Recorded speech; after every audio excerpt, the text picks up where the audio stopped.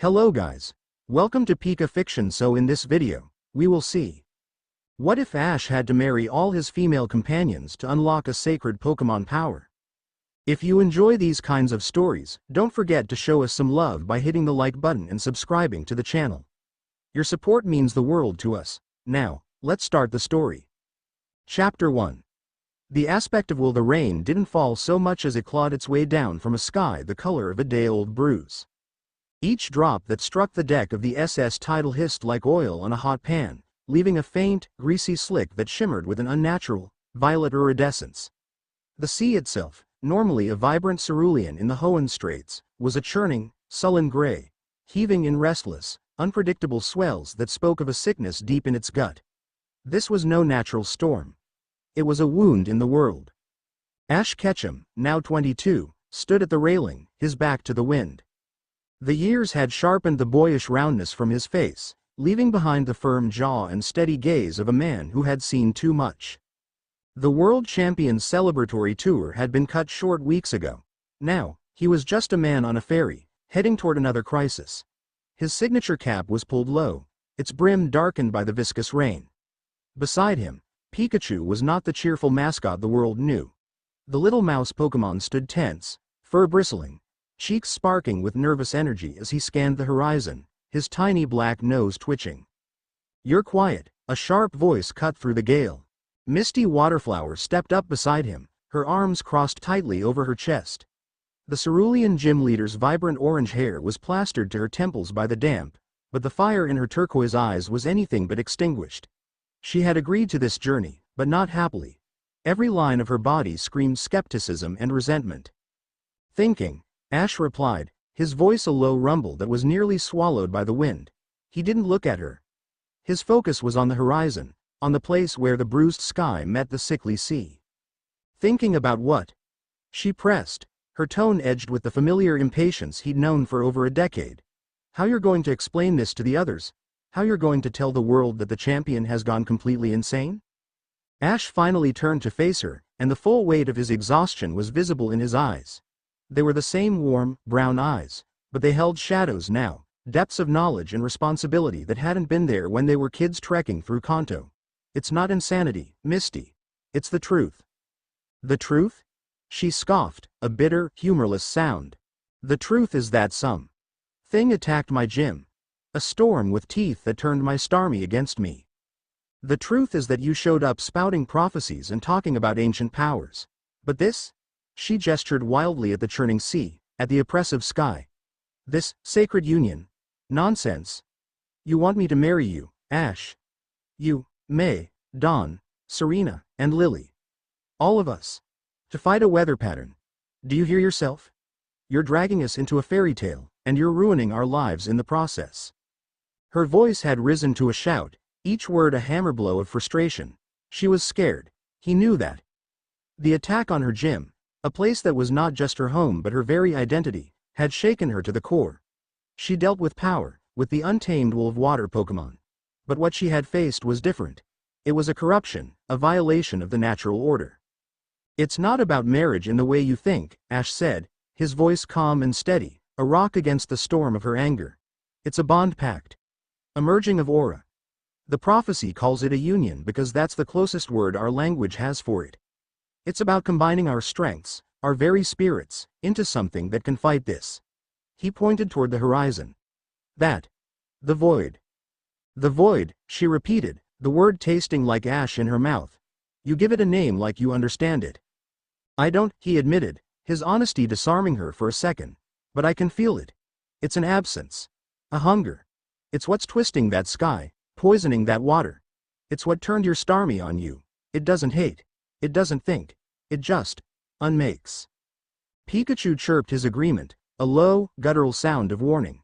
He pressed closer to Ash's leg, a small, warm anchor in the chilling wind. Misty's shoulders sagged, the fight draining out of her for a moment, replaced by a weary dread. "Why us, Ash? Why does it always have to be you? Why does it have to be us?" "Because fate, or Arceus, or whatever you want to call it, chose us," he said simply. "It wasn't a coincidence that we all traveled together. Each of you. You're an aspect. A piece of the whole. The prophecy says that my aura is the catalyst, The spark that can unite the aspects. You, Misty. You're the aspect of will. Unyielding, unbreakable resolve. The power to defy. She looked away, her jaw tight. Will. She'd always been stubborn, always been a fighter. She'd defied expectations, defied her sisters, defied anyone who told her she couldn't. To hear Ash name it, to give it a place in some grand, terrifying cosmic scheme. It felt less like a compliment and more like a cage. Before she could form a response, a deafening shriek tore through the air, a sound that was part grinding metal, part animal agony. It didn't come from the sea, but from the sky. The violet clouds began to swirl, forming a vortex directly above the fairy. The greasy rain intensified, and the air grew thick, heavy with the stench of ozone and something else, something deeply wrong, like rotting seaweed and static electricity. It's here, Ash stated, the word a command.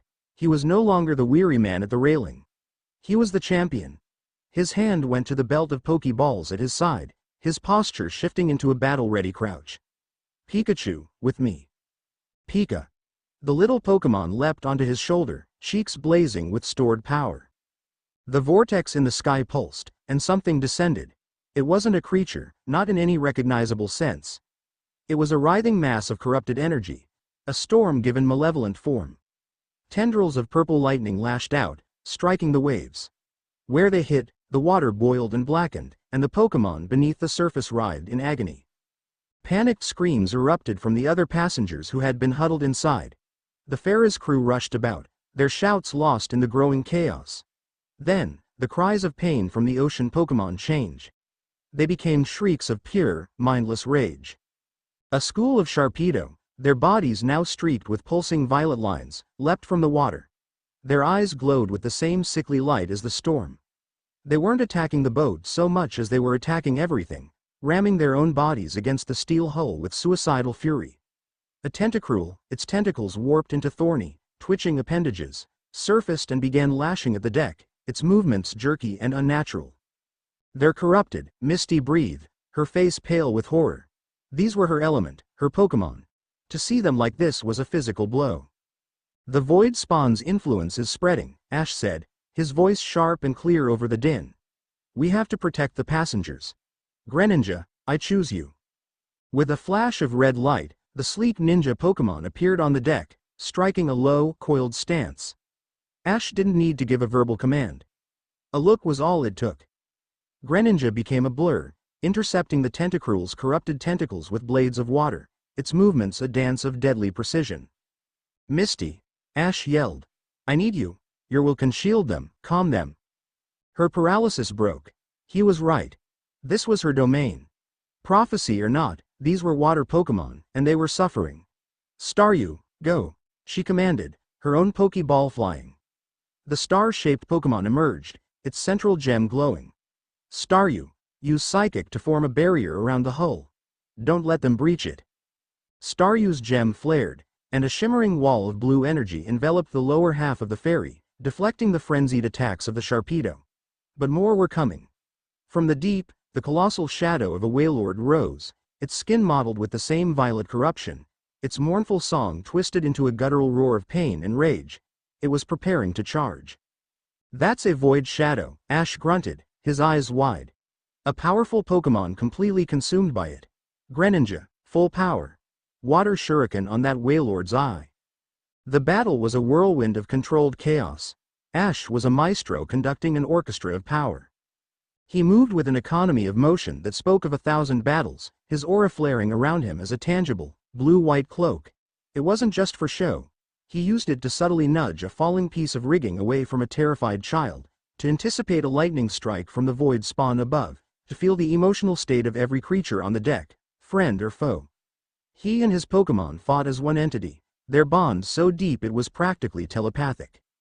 Misty fought with the fierce tenacity she was known for, but she could feel the wrongness of it all. Her Staryu's psychic barrier was cracking under the sheer weight of the corrupted Pokémon's assault. The Wailord, blinded in one eye by Greninja's attack, was now thrashing wildly, its immense body threatening to capsize the entire vessel. The void spawn in the sky pulsed again, and the rain became a downpour of hailstones that felt like shards of glass. Ash grit his teeth, the aura around him flaring brighter. Pikachu, thunderbolt on that storm core. Pikachu unleashed a massive bolt of lightning, a brilliant spear of gold against the purple gloom. It struck the heart of the void spawn, and the entity shrieked, the sound vibrating through the very bones of everyone on board. But it wasn't destroyed. The lightning was absorbed. The purple glow of the storm intensified. It feeds on energy, Ash realized with a jolt of alarm. Raw power just makes it stronger. It was then that the second sound cut through the chaos. Not a shriek, but the high-tech, piercing whine of advanced engines. 3 sleek, gunmetal gray aircraft, shaped like arrowheads, broke through the lower clouds.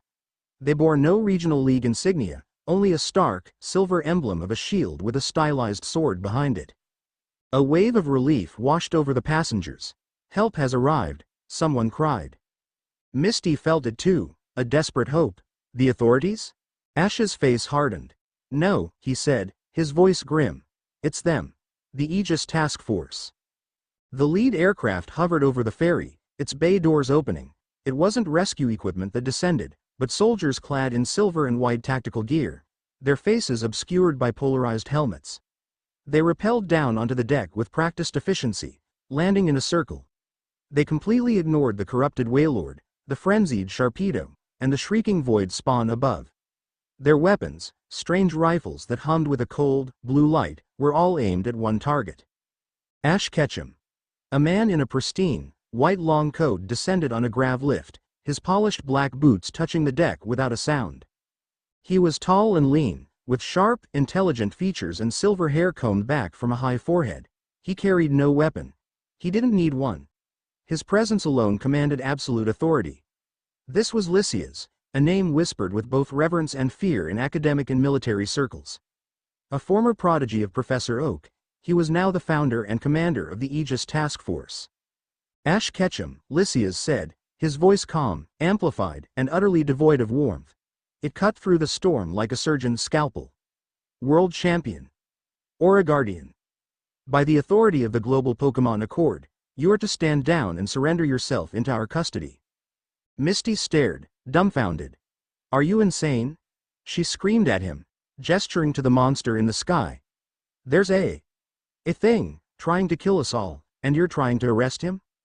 Lysias's cold gray eyes flicked to her for a fraction of a second, a dismissive, calculated glance. Misty Waterflower, Cerulean Gym Leader. Your interference will be noted. Step aside. He returned his gaze to Ash. The void spawn is a symptom, Ketchum. You are the disease. In regulated aura users, consorting with legendary Pokémon, meddling with forces beyond human comprehension. This is the consequence. The cure cannot be allowed to be worse than the disease. You don't understand what you're dealing with, Lysias, Ash said, calling Greninja and Pikachu back to his side. They stood as a defiant trio, surrounded. This isn't my fault. It's a threat to everyone, including you.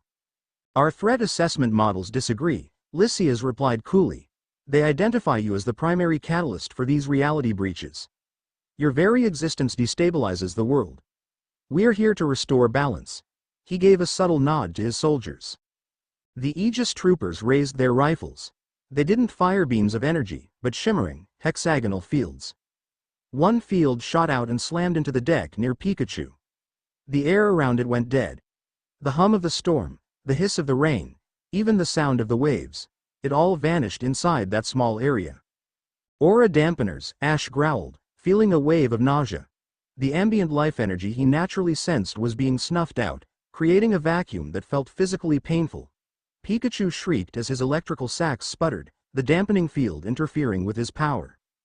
Our technology is quite effective, Lysias noted, a hint of academic pride in his tone. It creates a null aura zone. Your abilities, and those of your Pokémon, will be rendered inert. Surrender now. There is no other logical outcome. Trapped. The word slammed into Misty's mind with the force of a physical blow. In front of them, an army of fanatics with technology that could neutralize Ash. Behind them, a sea of corrupted Pokémon. Above them, a monster that fed on the very power they needed to fight. They were caught in an impossible pincer, and the jaws were closing. Lysias was a fool. A brilliant, dangerous fool. He was trying to solve a fire by arresting the only person with a water hose. Misty looked at Ash. He was tense, his body a coiled spring of readiness, but his eyes were calculating, searching for an out that wasn't there. He was trying to protect her, protect the civilians, and fight a two-front war. And in that moment, something inside her shifted. The skepticism, the anger, the resentment she had been clinging to for weeks. It all burned away, cauterized by the sheer, undeniable reality of their situation. The fairy tale was real. The prophecy was real. And Ash was the only one standing between the world and the abyss. He had come to her not to ruin her life, but because he believed she was strong enough to help save it. He believed she had will. The corrupted Wailord, ignoring the Aegis soldiers, let out its twisted roar and began its final, boat-crushing charge. One of Lysias's soldiers, without turning, fired a high-tech canister at it. A net of crackling blue energy erupted, momentarily stunning the colossal Pokémon but doing little to stop its momentum. The beast is a secondary concern, Lysias ordered. Secure the primary target. Secondary concern? These people would let everyone on this ferry die just to capture Ash. They would sacrifice the world to prove their point. Defiance. Pure, undiluted, and utterly incandescent. It surged through Misty's veins like a lightning strike. The power Ash had spoken of, the aspect of will, wasn't some abstract concept. It was the core of her being. It was the refusal to surrender, the absolute rejection of an unacceptable reality. Get away from him, she roared, the sound raw and powerful, echoing with a resonance that startled even herself.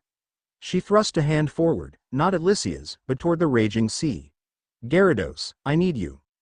The Pokeball on her belt burst open, a brilliant light shooting into the churning water. An earth-shaking roar answered her call, a sound of legendary fury that dwarfed the Wailord's cry and the storm's shriek. The sea exploded upwards as her most powerful Pokémon erupted from the depths. But this was different. As Gyarados emerged, a wave of turquoise energy, the color of Misty's own eyes, washed out from him. The oily, black water around him sizzled, and for a 10-foot radius, it was purified, returning to its natural blue. The frenzied Sharpedo in that radius flinched back, their violet glow dimming as if in pain. Lysias's eyes widened fractionally, the first crack in his icy composure. An anomalous aura manifestation. From the gym leader? Misty didn't hear him. Her focus was absolute, a searing line of intent connecting her to her Pokémon. She could feel the void's corrupting influence trying to worm its way into Gyarados' mind, a cold, cloying whisper of rage and pain. And she rejected it. She poured all of her stubbornness, all of her anger, all of her fierce, protective loyalty into her bond with her Pokémon. No, a voice that was and wasn't hers seemed to thunder in the space between their minds. You will not have him. You will not have any of them. Gyarados. She screamed, her voice a weapon. Hyper beam. Tear that thing out of the sky. Gyarados tilted its massive head back, its maw gaping. But the energy that gathered was not the normal, searing orange of a hyper beam. It was shot through with the same turquoise light of Misty's will. When the beam fired, it was a torrent of pure, defiant power. It ripped through the unnatural storm, striking the void spawn not with destructive energy, but with a purifying force. The monster screamed, a sound of true agony this time. The energy it had absorbed from Pikachu's attack was violently expelled. The entity began to unravel, its form destabilizing, the purple clouds flickering.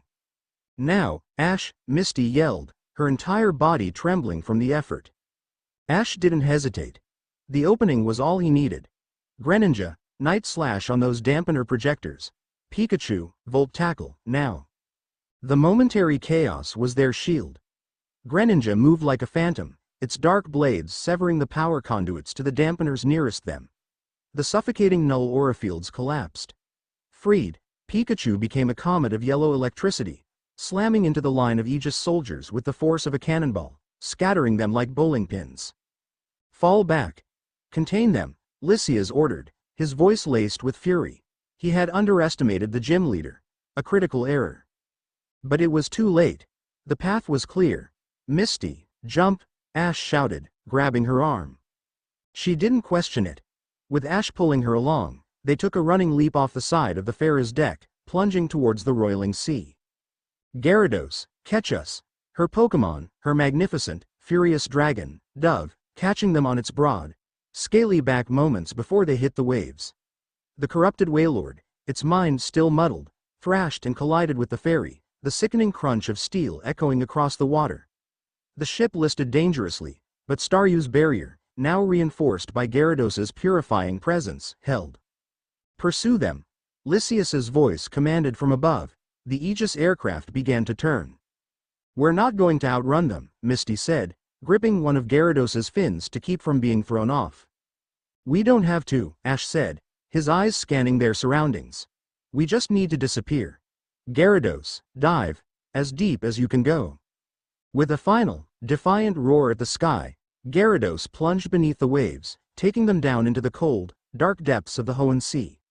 The crushing pressure, the darkness, and the chilling water enveloped them, but Ash's aura flared, creating a thin, shimmering bubble of air and warmth around them.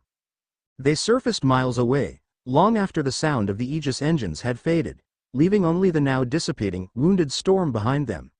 They were battered, soaked, and exhausted, but they were alive. And they were together. Gyarados swam steadily toward the distant lights of the Hoenn coastline. Misty lay on its back, shivering, the adrenaline finally giving way to a bone-deep tremor.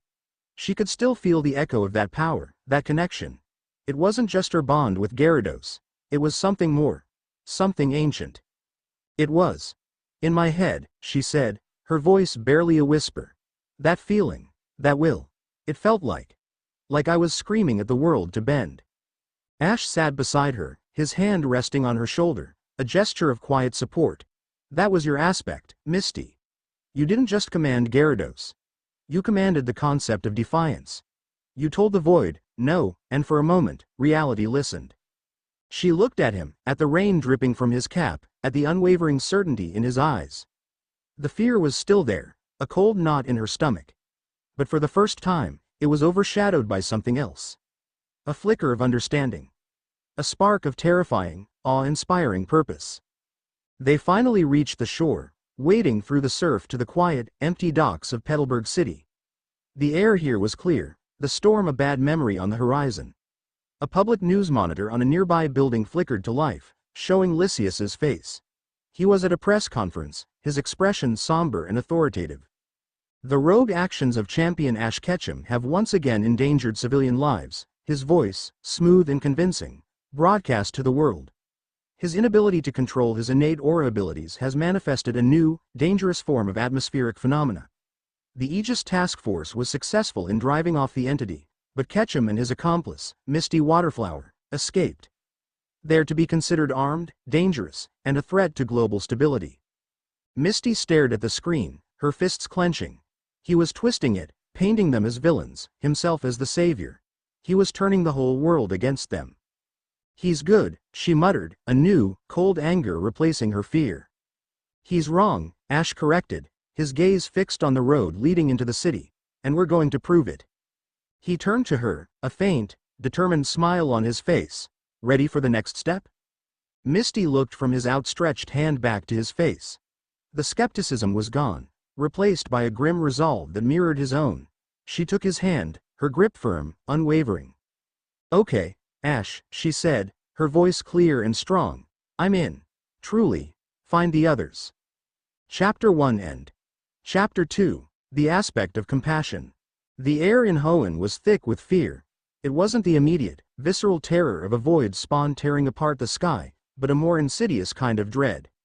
It clung to the vibrant port city of Rustboro like a morning fog that refused to burn off, chilling conversations and souring the sweet scent of the nearby Petalburg woods. News drones buzzed overhead, their lenses like the compound eyes of anxious insects. Aegis task force soldiers, clad in their sterile white and silver armor, patrolled the streets in unnerving silence, their presence a constant reminder of the official story. Ash Ketchum, the hero, was now the villain. They found May in the Rustboro contest hall, a place that should have been a vibrant hub of creativity and joy. Instead, it was serving as a makeshift information center. Coordinators, their faces etched with worry, were consoling tearful citizens and trying to manage the flow of misinformation that was spreading faster than a wildfire. May stood at the center of it all, a beacon of calm in a sea of panic. Now in her early 20s, she carried herself with a poise and grace that went beyond the contest stage. She was a top coordinator, a princess of Hoenn, and her people were scared. Her reunion with Ash and Misty was a flurry of hushed, Urgent whispers in a small, backstage dressing room. Her warm, sapphire eyes widened as Ash laid out the impossible truth. The void, the prophecy, the aspects, the sacred union. She didn't have Misty's fiery skepticism. Her face was a canvas of deep, troubled empathy. A corruption of their very spirit, she murmured, her hand instinctively going to the Pokeballs on her belt. Those poor Pokémon. To be twisted like that. She looked from Ash's grim face to Misty's newfound, hard-won resolve. I believe you. After what I've seen. The reports from Slateport, the fear in people's Pokémon. I believe you. But, Ash. She hesitated, her gaze dropping to her hands. A bond pact? A marriage? It's forever? It's a connection of our souls, May, Misty answered, her voice softer than usual. She stepped forward, placing a hand on May's shoulder. It's not romantic. Not like that. It's bigger. I felt it. When I pushed back against that thing on the ferry, it was like I was more than myself. Lysias is making it impossible, May continued, her voice laced with frustration. He's been meeting with President Stone, with the Devon Corporation. He's feeding them this narrative that unregulated aura is the real threat. People are starting to believe him. They're confiscating Pokémon from trainers they deem unstable. It's a witch hunt. Ash paced the small room, a caged lion. He's using fear to consolidate power. The more afraid people are, the more they're willing to give up their freedom for the illusion of safety. He stopped, his eyes locking with May's. The prophecy says the first union has to be forged at a place of immense elemental energy. A place where the sky meets the earth. The Sky Pillar. May's breath caught. The Sky Pillar is off limits. Aegis has it quarantined. They say it's the epicenter of the aura disturbances. Of course they do, Ash said, a muscle tightening in his jaw. It's where Rayquaza dwells. If Lysias can control the pillar, he can control Rayquaza. May. I know I'm asking the impossible, but we need you. Your aspect is compassion. The power to soothe, to understand, to heal the bonds this void is breaking. Without you, we can't even begin. May looked at the faces of her two oldest friends, one filled with desperate purpose, the other with fierce loyalty. She thought of the fear on the streets, the suffering of the Pokémon she could feel in the very air. Her hesitation wasn't about belief. It was about the sheer, terrifying scale of it all. But when had that ever stopped her? Okay, she said, her voice quiet but firm. I'm with you. For Hoenn. For all of us. Getting to the Sky Pillar was a challenge of stealth and misdirection. They traveled by night through the winding paths of the Petalburg woods, May's knowledge of her home region guiding them away from Aegis patrols. The forest itself felt wrong. The chirping of the wurmple was muted, the rustle of the leaves sounded brittle and dry. The void's touch was subtle here, a slow bleeding poison rather than a gaping wound. They were making their way through a rocky ravine near Meteor Falls when a voice echoed from the cliffs above, startling them. So it's true. The great Ash Ketchum, back in Hoenn as a fugitive. They looked up to see a figure silhouetted against the moonlight. Lean, with a shock of green hair and a determined stance. As he stepped into the light, Ash recognized him instantly. Wally. May's one-time rival had grown, much like Ash. He was no longer the frail, shy boy she had mentored. He stood tall, his confidence radiating from him like heat. But there was a coldness in his eyes that hadn't been there before. And the gear he wore, a sleek, silver harness over his clothes, a high-tech visor over one eye, bore the unmistakable insignia of the Aegis Task Force. President Stone and Commander Lysias asked me to help restore order, Wally said, his voice flat, rehearsed. They told me you'd been led astray, Ash. That your power was becoming a danger. I didn't want to believe it, but here you are, skulking in the shadows. Wally, you don't understand, May pleaded. Lysias is lying to you. Is he? Wally retorted, his gaze hardening. I've seen the data, May. The energy readings that spike every time you're near one of these void events. Lysias isn't a villain.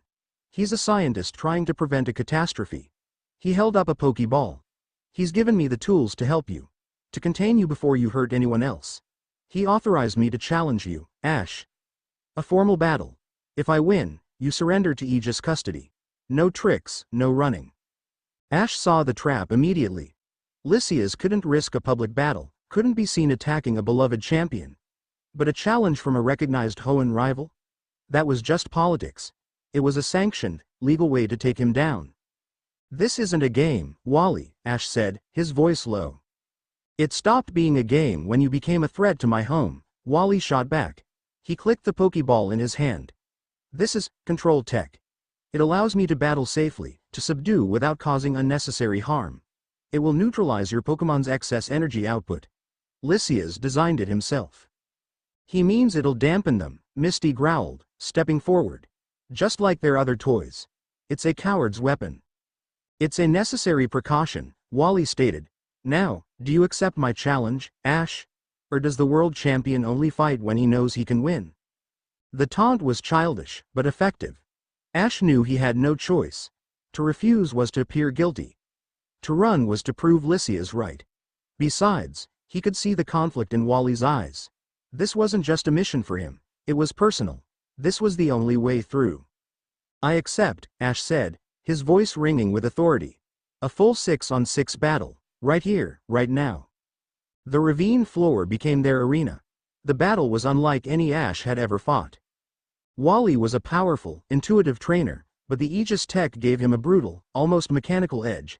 His Gallade moved with chilling precision, its psychic blades augmented by energy fields projected from Wally's visor. Every time Ash's Pikachu built up a charge, the control tech harness on Gallade would flare, and a wave of dampening energy would bleed the power from the air, forcing Pikachu to fight on pure physical skill. It was a battle of strategy versus brute force, of synergy versus technology. Ash rotated his Pokemon masterfully, using their unique abilities to counter the cold efficiency of Wally's team. His Sceptile, a native of these woods, used the terrain to its advantage, a green blur of leaves and claws against Wally's tech-boosted Magnezone. His Sirfetch'd fought with chivalrous fury, its leek sword clashing against the energized armor of an Aegis-issued Metagross. The fight was long and grueling. Each of Ash's victories felt Pyrrhic, his Pokemon left exhausted and drained by the constant fight against the dampening fields. It came down to the final two. Ash's Charizard against Wally's Gardevoir. Gardevoir was encased in a shimmering, silver aura, the control tech at full power. It moved with an eerie grace, unleashing psychic blasts that were less about power and more about surgical precision, targeting Charizard's joints, its wings, trying to disable rather than defeat. "Give up, Ash," Wally yelled, sweat beading on his forehead. "You can't win against this, it's designed to be perfect." Charizard roared in defiance, a plume of flame erupting from its maw, only to be dispersed by Gardevoir's protective field. The mighty Pokemon was growing weary, its movements becoming sluggish. "The bond you share. It's the source of the instability," Wally declared, reciting the doctrine Lysias had fed him. "That's what the tech contains, the emotional, chaotic energy." "You're wrong," Ash roared back. "That bond isn't a weakness, it's our greatest strength." He closed his eyes, his aura flaring to life, not as a weapon, but as a bridge. He reached out, not to Charizard's power, but to its spirit, its pride, its unwavering loyalty forged over years of friendship and fire. He didn't command. He asked. "One more time, together." Charizard felt it. The dragon let out a roar that was no longer just rage, but pure, heartfelt connection. It stomped its foot, and the ground trembled. It wasn't building a flamethrower or a dragon claw. It was gathering every ounce of its being, every memory of every battle, into a single point of incandescent power. "It's no use, the tech will just," Wally started to say. "Seismic toss," Ash commanded. Charizard didn't bother with a ranged attack. It charged, weathering a powerful psychic blast that would have felled a lesser Pokemon. It grabbed the shimmering, silver Gardevoir in its powerful arms, its claws digging in past the energy field through sheer physical force. With a mighty heave, it soared into the air, spinning like a meteor, and slammed Gardevoir down into the ravine floor. The impact cracked the very stone beneath them, sending a shockwave that threw dust and pebbles into the air. The control tech flickered, sputtered, and died. Gardevoir lay in the crater, fainted. Silence. Wally stared, his visor cracked, his confidence shattered. He had been so sure. The technology was flawless, the logic impeccable. But he had not accounted for the one variable that couldn't be measured or contained. Love. He fell to his knees, recalling his fainted Pokemon. "How?" he whispered, his voice trembling.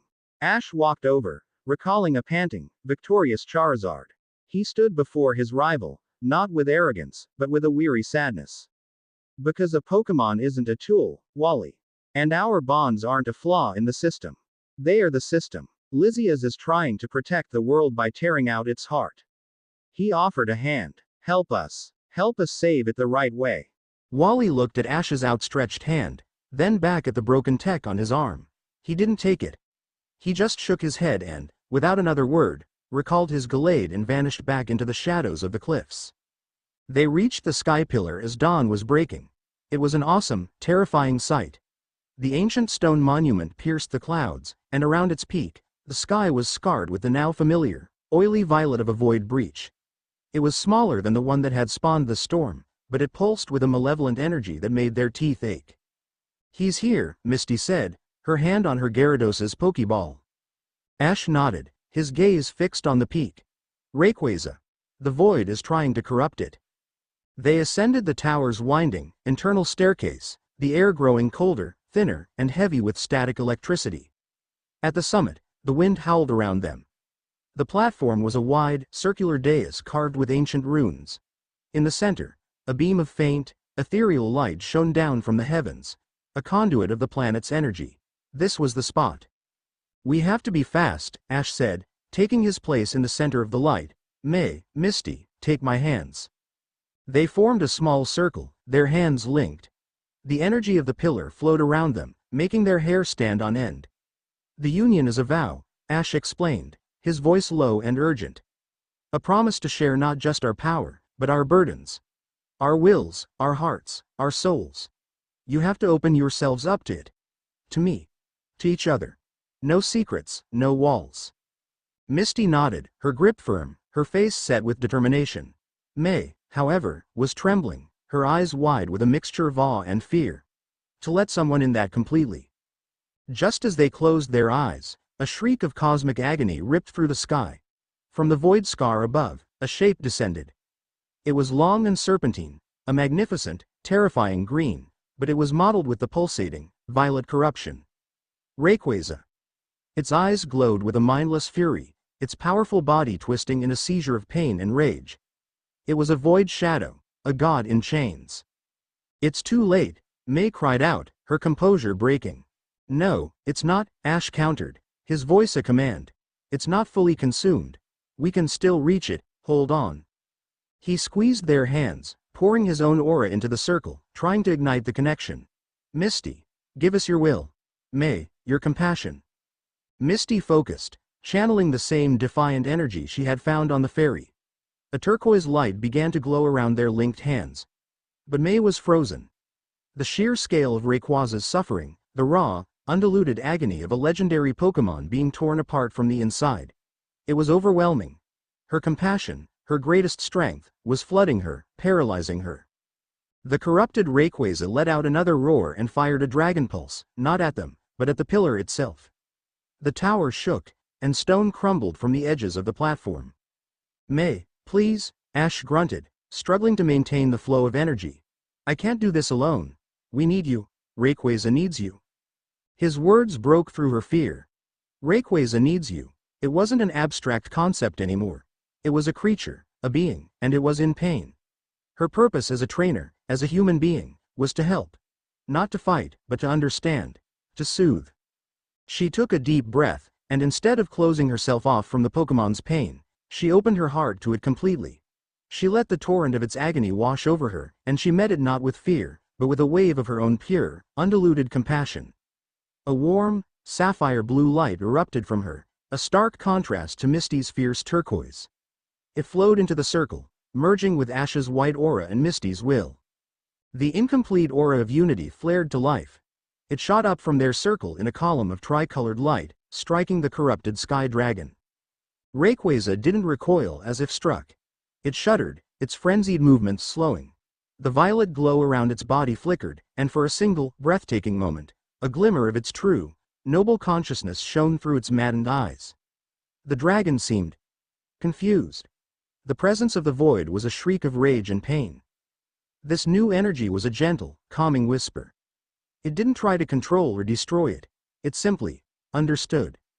With a final, mournful cry that was more sorrowful than angry, Rayquaza turned and fled, retreating back into the clouds, away from the corrupting influence of the Void Scar. It wasn't healed, not by a long shot. But it had been reached. They had given it a moment of clarity, a fighting chance. On the platform, the light faded. The three of them collapsed to their knees, panting, the sudden expenditure of spiritual energy leaving them drained. And then, they felt it. It was a quiet click, like a lock finding its key. A new, permanent connection humming in the back of their minds. "I'm here," a thought whispered. It was May's thought, but Misty heard it as clearly as if it were her own. "Whoa," another thought, sharp and startled, replied. "Misty's." May gasped, her eyes flying open to meet Misty's. "I can feel you. You're worried and annoyed, and you're thinking my ribbon looks crooked." Misty's jaw dropped. "And you're feeling sorry for Wally. You think we were too hard on him." They stared at each other, a universe of shared consciousness suddenly stretching between them. It wasn't just thoughts. It was emotions, sensations, a constant, low-level awareness of the other's presence.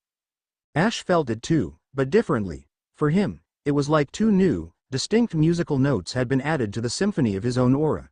He could feel Misty's unyielding will, a bedrock of strength within him.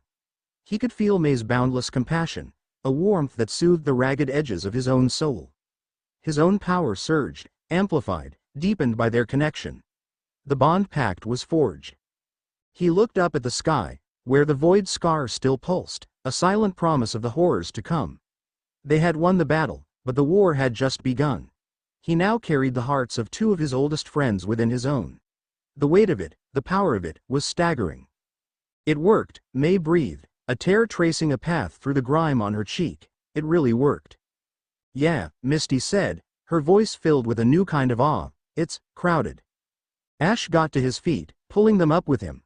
"One down," he said, his gaze turning north, toward the distant, unseen mountains of Sinnoh. 2 to go. Chapter 2 End. Chapter 3, The Aspect of Ambition. The chill of Sinnoh was more than just a drop in temperature. It was a psychic frost that seeped through the new, fragile bond connecting Ash, Misty, and May.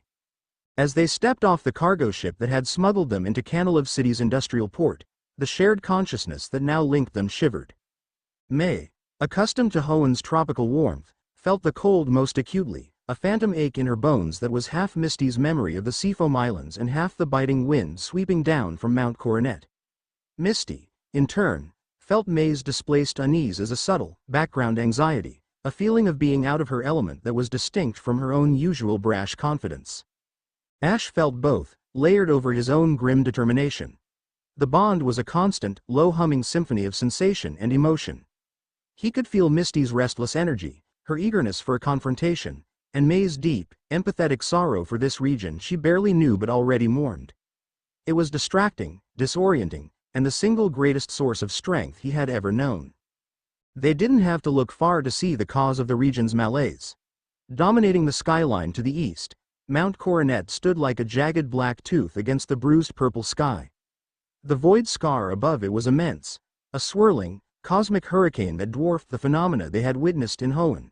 It wasn't just a tear, it was a gaping maw, and its silent psychic scream of wrongness pressed down on the entire region, causing a pervasive, soul-deep weariness. "It's worse here," May whispered, her voice a small cloud of vapor in the frigid air. Through the bond, Ash and Misty felt the wave of sadness that washed over her. "The whole region, it feels like it's holding its breath." "No wonder the League is panicking," Misty added, her gaze hard as she watched a pair of Aegis patrol droids float silently down a nearby street. Lysias's influence had spread far and fast. They see that, and Lysias gives them a convenient scapegoat. Us. Their contact was waiting for them in the shadow of the Canaliv library, a figure so iconic she was almost a part of the landscape.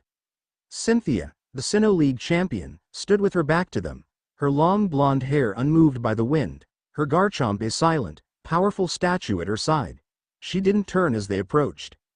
"The official story is that the seismic and atmospheric disturbances are a precursor to a dimensional event," she said, her voice the calm, measured tone of a historian reciting a grim fact. Commander Lysias has presented the International Pokémon League with a very compelling, data-driven argument that your unique aura signature, Ash, is acting as an unintended beacon, drawing this event towards us. He's advised that any further large-scale aura manifestations, such as the one reported over the Hoenn Sea, could shatter the fragile stability between Dialga, Palkia, and Giratina.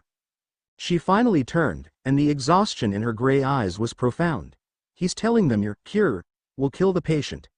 I'm one of the only champions who refuses to sign the warrant for your arrest. That is a political courtesy that will expire in less than 48 hours. It's a lie, Cynthia, Ash said, his voice raw with urgency. The void is the threat, not me. Lysias is so focused on his theories that he's ignoring the monster at the door. I know, Cynthia replied simply. I have studied the myths of this region my entire life. I have stood before Dialga and Palkia. What I feel from that thing in the sky, she gestured toward the mountain, is not the power of creation or dimension. It is the antithesis. It is the sound of a page being ripped from a book. She sighed, a sound of immense frustration. But logic and data are Lysias's weapons, and he wields them masterfully. Fear is his ally. So we're alone, Misty stated, crossing her arms. Not entirely, Cynthia said, a faint smile touching her lips. Someone else has been fighting this since the beginning. Not with theories or politics, but with action. She's been a force of nature, organizing evacuations from the towns nearest the mountain, coordinating supply lines, and pushing back against the small-scale void incursions with a ferocity that has frankly put the rest of the league to shame. A high-pitched, familiar cry of "DD" echoed from a nearby alley, followed by a confident voice that cut through the gloom. No need to worry. The perimeter is secure. The void taint is weak here, but we've established a full sensor grid just in case. A young woman strode into the dim light, her blue hair and white beanie an unmistakable silhouette. Dawn, top coordinator and Sinnoh native, was no longer the cheerful, sometimes uncertain girl who had traveled with Ash. Like May, she had grown into her confidence, but where May's was a gentle, nurturing grace, Dawn's was a crackling, high-energy charisma. She moved with the sharp, decisive energy of a field commander, her Piplup marching proudly at her side. Her eyes lit up as she saw Ash. Ash, you made it, and Misty, May, Cynthia told me you were coming. She rushed forward, pulling them into a series of quick, enthusiastic hugs. The warmth of her greeting was a stark contrast to the city's oppressive chill. But as she pulled back, her blue eyes shone with an intense, almost feverish light. I've been studying the legends Cynthia gave me. The aspect of ambition. The power to strive, to achieve. It's me, isn't it? It has to be. We're going to fix this. We just need to complete the next union, and we'll have enough power to blast that thing right out of the sky. Ash felt a flicker of unease at her words. Her ambition, her drive, it was exactly what they needed. But her focus was entirely on the outcome, on the acquisition of power. She saw the bond pact not as a sacred connection, but as a strategic power-up. It's not that simple, Dawn, Ash said gently. The bond is more than just a power source. Dawn waved a dismissive hand. Details, details. We can figure that out later. Right now, we have a problem to solve. And the solution is waiting for us at the top of Mount Coronet. Spear Pillar, Cynthia confirmed with a nod. It is the greatest concentration of dimensional energy in this hemisphere. It is the only place where a ritual of this magnitude could succeed.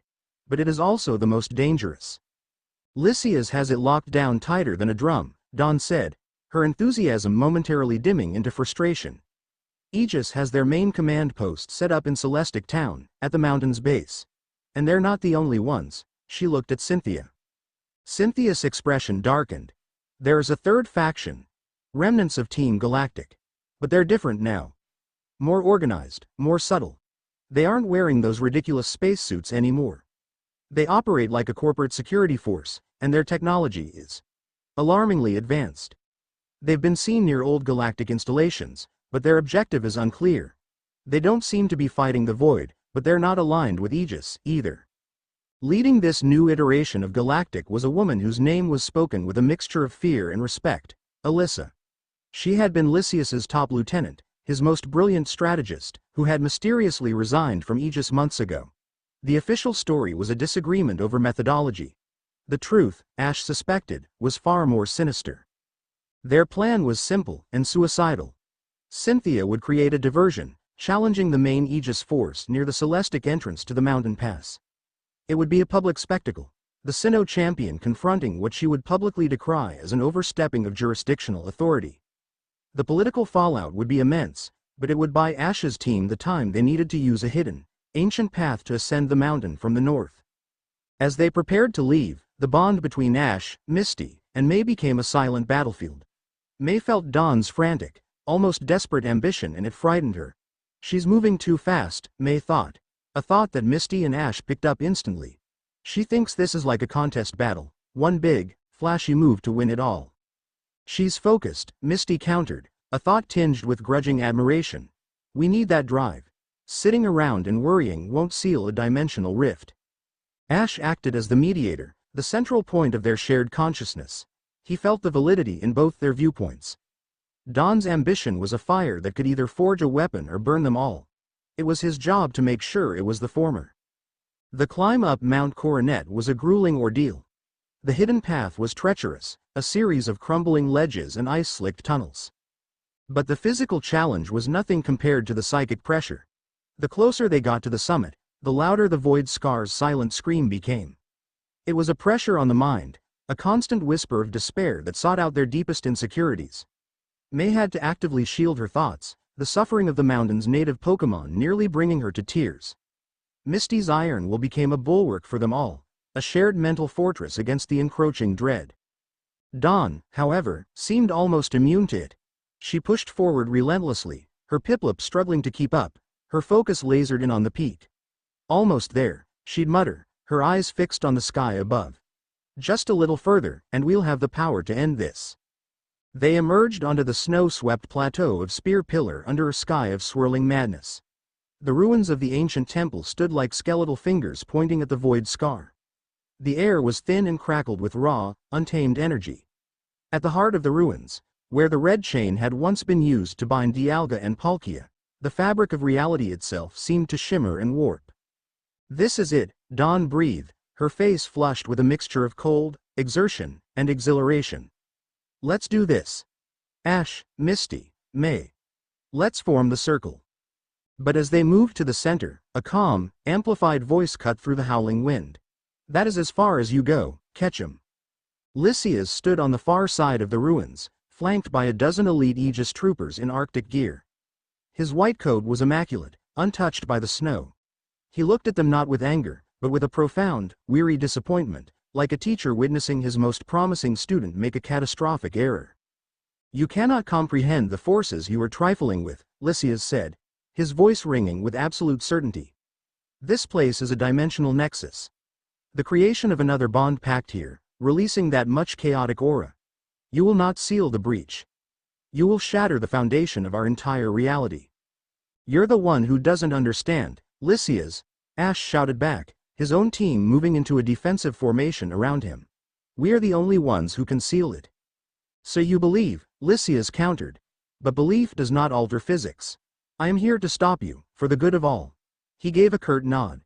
Subdue them. Use non-lethal force. The Aegis troopers advanced, their aura-dampening rifles raised. The battle began, a chaotic clash of Pokémon and technology amidst the ancient stones. Ash's Pikachu and Dawn's Piplup worked in surprisingly effective tandem, a blistering combination of electricity and water that forced the troopers to scatter.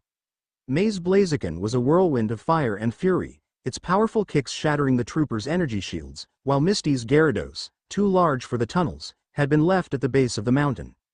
In its place, her Starmie spun through the air, its psychic blasts deflecting the dampening fields.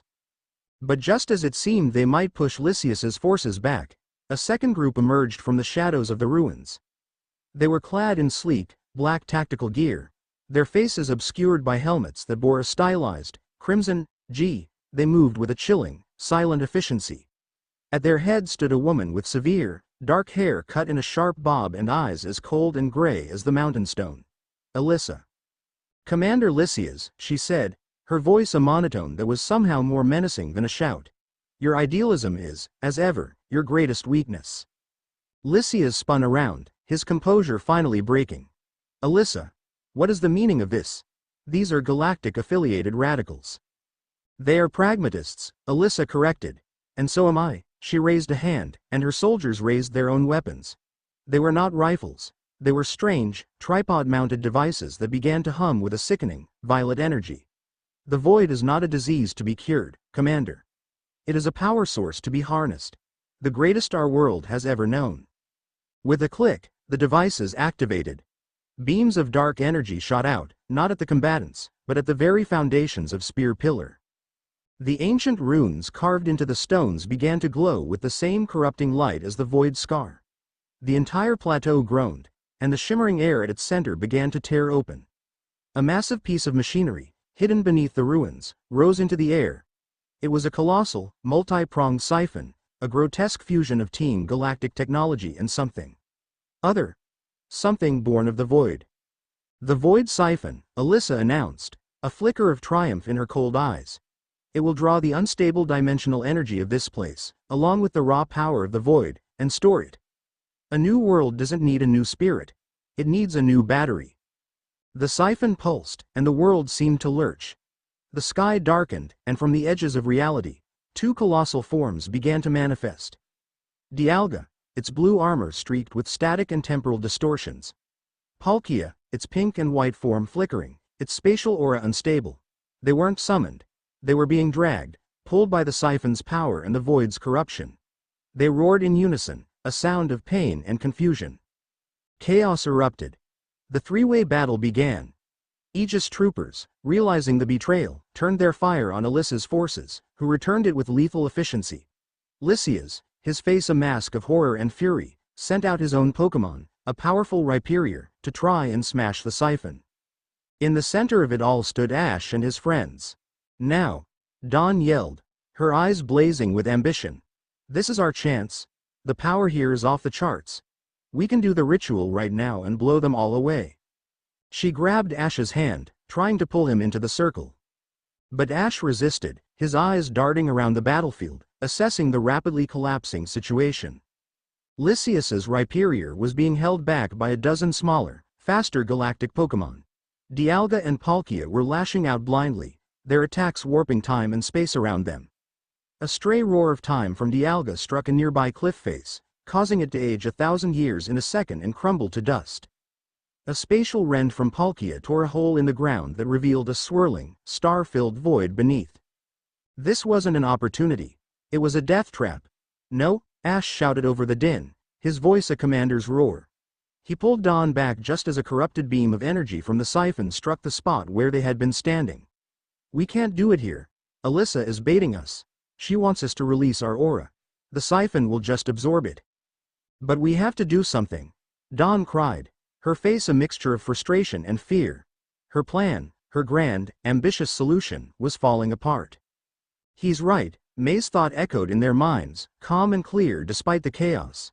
This is a losing battle. We're caught in the crossfire. So we run? Misty's thought was sharp, angry. We just let them win? We don't run. Ash's thought answered them both, decisive and absolute. We retreat. We change the battlefield. His eyes locked onto the warping space around Palkia. He saw the instability, the rips in reality. And in one of them, he saw a fleeting glimpse of a bizarre, inverted world where the laws of physics seemed to be a suggestion at best. There, he yelled, pointing. The distortion world. It's the only place with enough stable dimensional energy that's outside the siphon's reach. We can do the ritual there. Are you insane? Misty shouted. Giratina will tear us apart. It's a risk we have to take, Ash countered.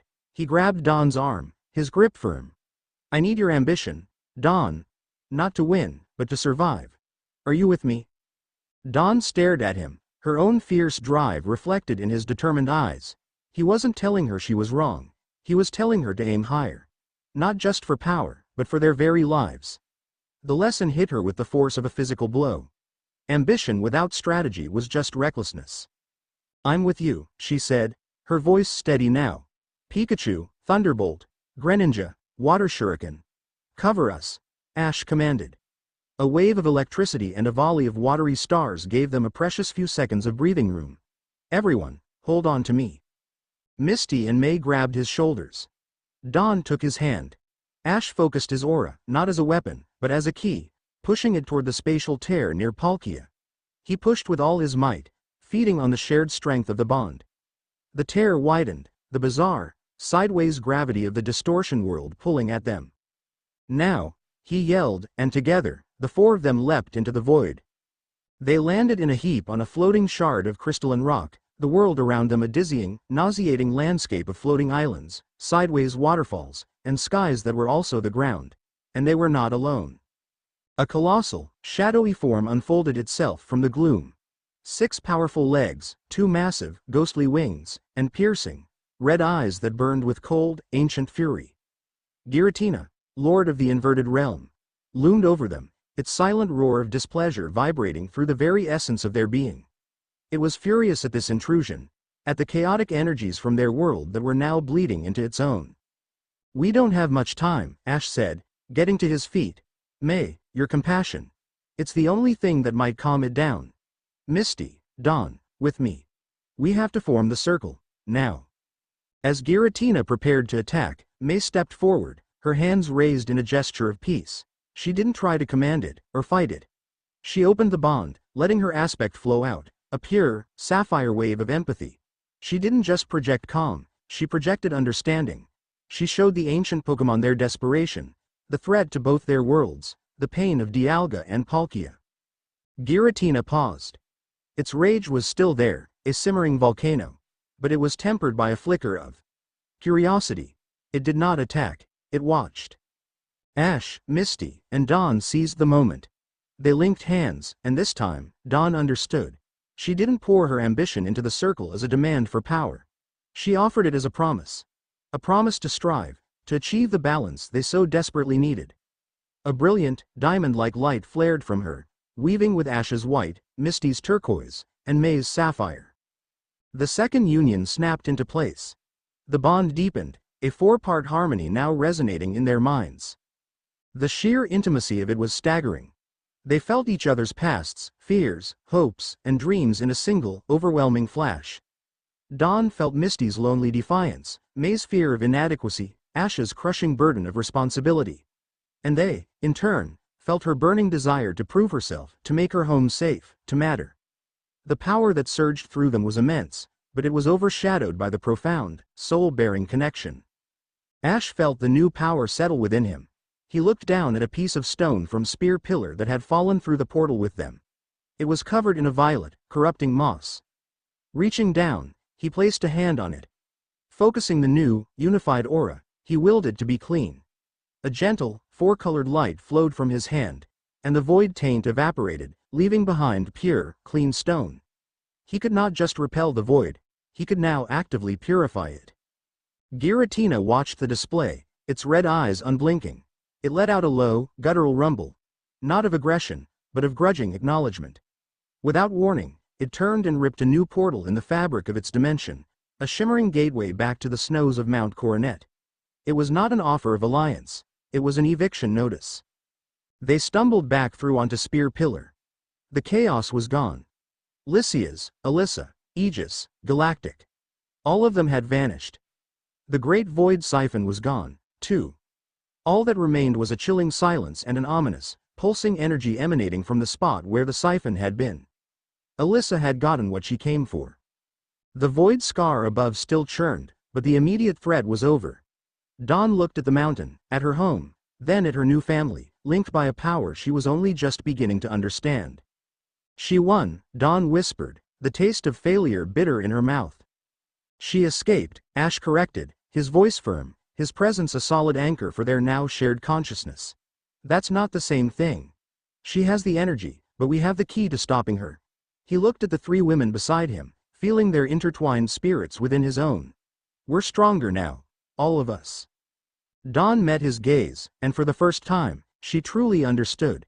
The ambition still burned within her, but it had been tempered, refined. It was no longer just her ambition, it was theirs. Chapter 3 End. Chapter 4. The aspect of Nurture. The flight to Kalos was a quiet, tense affair. They'd secured passage on a rust bucket cargo plane piloted by a grizzled old-timer who'd once lost a regional tournament to Ash and held a grudge against the League ever since. Any enemy of those pencil pushers is a friend of mine, he'd grunted, and that was the end of the conversation.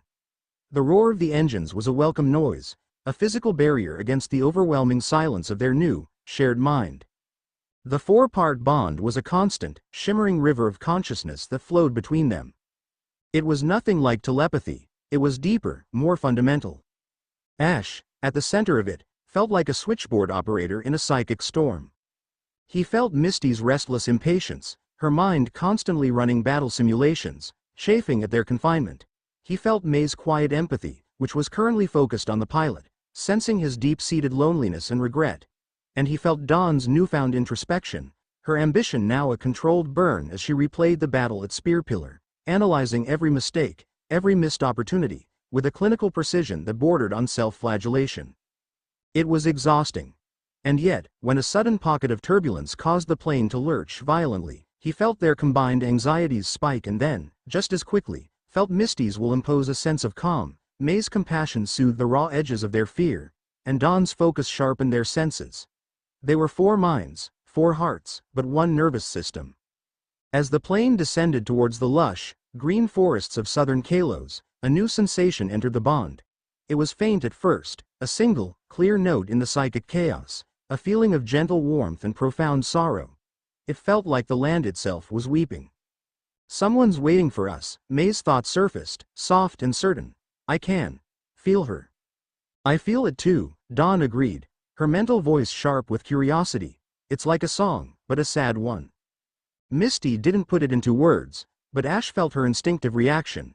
A tightening of her mental shields, a suspicion of this new, unknown presence. Ash, however, recognized it instantly. It was a feeling he hadn't experienced in years, a sense of unwavering, gentle support that he had only ever associated with one person, Serena. They landed in a hidden clearing deep within the Santaloon forest. The moment the cargo ramp lowered, the difference in the atmosphere was palpable. Kalos, the region of breathtaking beauty, felt muted. The vibrant greens of the trees were tinged with a subtle, unhealthy gray. The air, which should have been alive with the scent of pine and damp earth, smelled faintly of dust and decay. The song of the fletchling and Vivian was sparse and melancholic. The void's touch here was not a violent assault, but a slow, creeping sickness of the soul. A figure emerged from the tree line, moving with a quiet confidence. Serena had changed. The youthful performer's eagerness had matured into a serene, powerful grace. Her honey-blonde hair was cut shorter, more practical, and her blue eyes held a depth of knowledge that was both ancient and immediate. Her Delphox walked at her side, its fiery branch glowing with a soft, protective light. She stopped a few feet from them, a sad, knowing smile on her lips. I knew you were coming, she said, her voice as calm and clear as Ash remembered. The forest told me. Her gaze met Ash's, and in that instant, the bond between the four of them erupted. A surge of raw, unadulterated emotion, a mixture of relief, longing, and a deep, unspoken affection, flowed from Ash directly to Serena. It wasn't a conscious thought, it was a reflex of the soul. For Serena, it must have felt like a physical blow. Her eyes widened, and she took a half step back, her hand flying to her chest. For the others, it was infinitely worse. They were inside the connection, swept up in a tidal wave of feeling that was Ash's, but that they experienced as their own. Misty staggered, her mind reeling from the sheer, unfiltered intensity of Ash's affection for Serena. It was a violation. A trespass. What was that? Her thought shrieked through the bond, a mixture of shock, anger, and a sharp, surprising pang of something that felt terrifyingly like jealousy. May gasped, her own heart aching with the echo of Ash's longing. It was beautiful and painful, like feeling the warmth of a fire you weren't allowed to stand next to. Ash. Her thought was a whisper of confusion and hurt. Dawn, ever the strategist, felt the tactical danger. This is a weakness, her mind concluded, cold and sharp. This emotional outburst. It could destabilize the entire bond. The silence that followed was deafening, thick with unspoken accusations and a profound, shared awkwardness. Serena, her face pale, was the first to break it. She understood, not through the bond, but through the pure, empathetic power that radiated from her. Her aspect. The bond. It shares everything, doesn't it? She murmured, her eyes flicking between the uncomfortable faces of Misty, May, and Dawn. There are no walls. It's new, Ash said, his voice strained as he struggled to rein in his own emotions, to rebuild the mental partitions that had just been shattered. We're still learning to control it. There's nothing to control, Misty snapped, her voice harsh. It's a weapon, not a diary. We need to be focused. We have a mission. It's not a weapon, it's a part of us, May retorted, her empathy for Ash's feelings warring with her own discomfort. We can't just turn it off. Well, maybe we should try, Dawn chimed in, stepping between them. Alyssa isn't going to wait for us to sort out our feelings. We have to get to the ritual site. The argument that followed was quiet, but more brutal than any Pokémon battle. It was a clash of hearts laid bare by the unnatural intimacy of the bond. They stood in a circle in the dying forest, tearing each other apart with whispered truths and raw emotions. Misty's fear of being lost in the group. May's struggle to separate her own feelings from the ones she was forced to share. Dawn's terror that their human frailties would be the crack in their armor that doomed them all. Serena watched them, her expression filled with a sorrowful understanding. The void doesn't just poison the land, she said, her quiet voice cutting through their argument. It poisons connections. It breeds fear and doubt to break bonds apart. It's doing it to this forest. And now, it's trying to do it to you. She walked towards Ash, her steps deliberate, and placed a hand on his arm. Her touch was warm, grounding. You can't fight it, she said, looking at the others. You have to accept it. All of it. The good, the bad, the complicated. The bond isn't a tool. It's a family, and families are messy. Her words, spoken with the simple authority of her aspect, settled over them. She was right. They were trying to force this new existence into a shape they understood, to treat it like a battle strategy. But it was life, it was messy. The ritual site is deep in the winding woods, Serena continued, her tone shifting to one of grim purpose. But the woods. They're not what they used to be.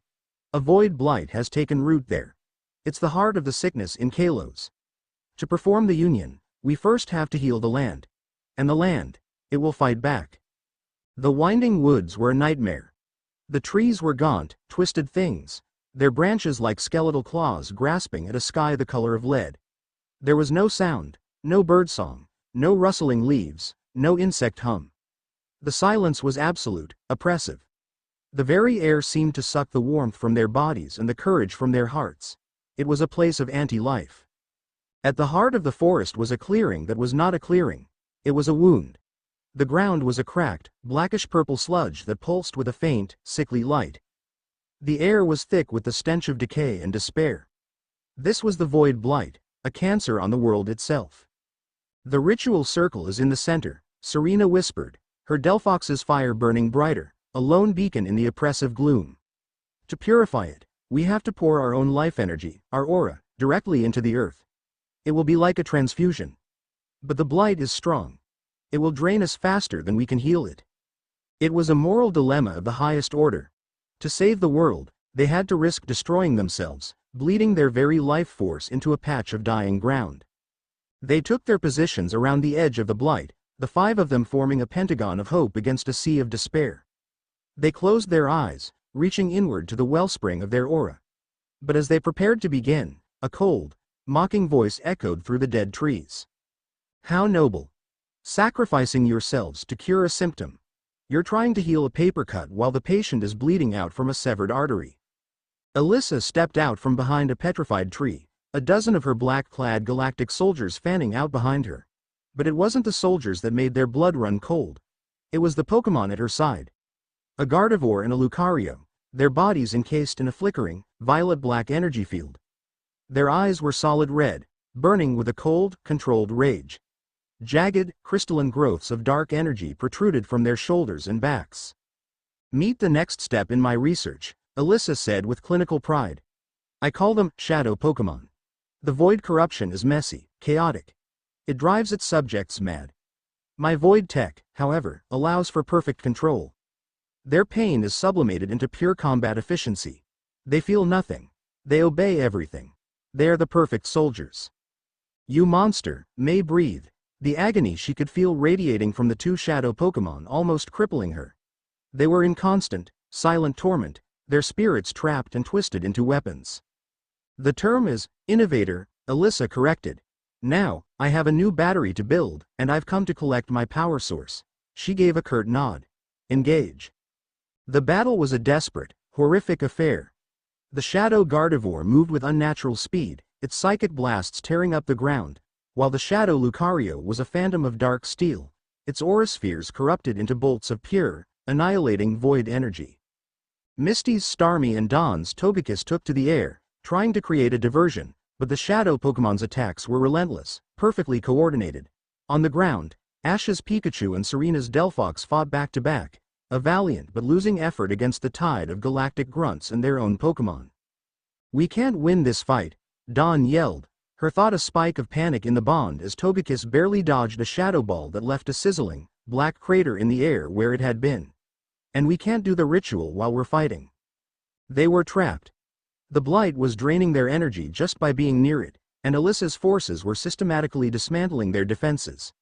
Ash grit his teeth, the helplessness a bitter taste in his mouth. It was Serena who saw the only path forward.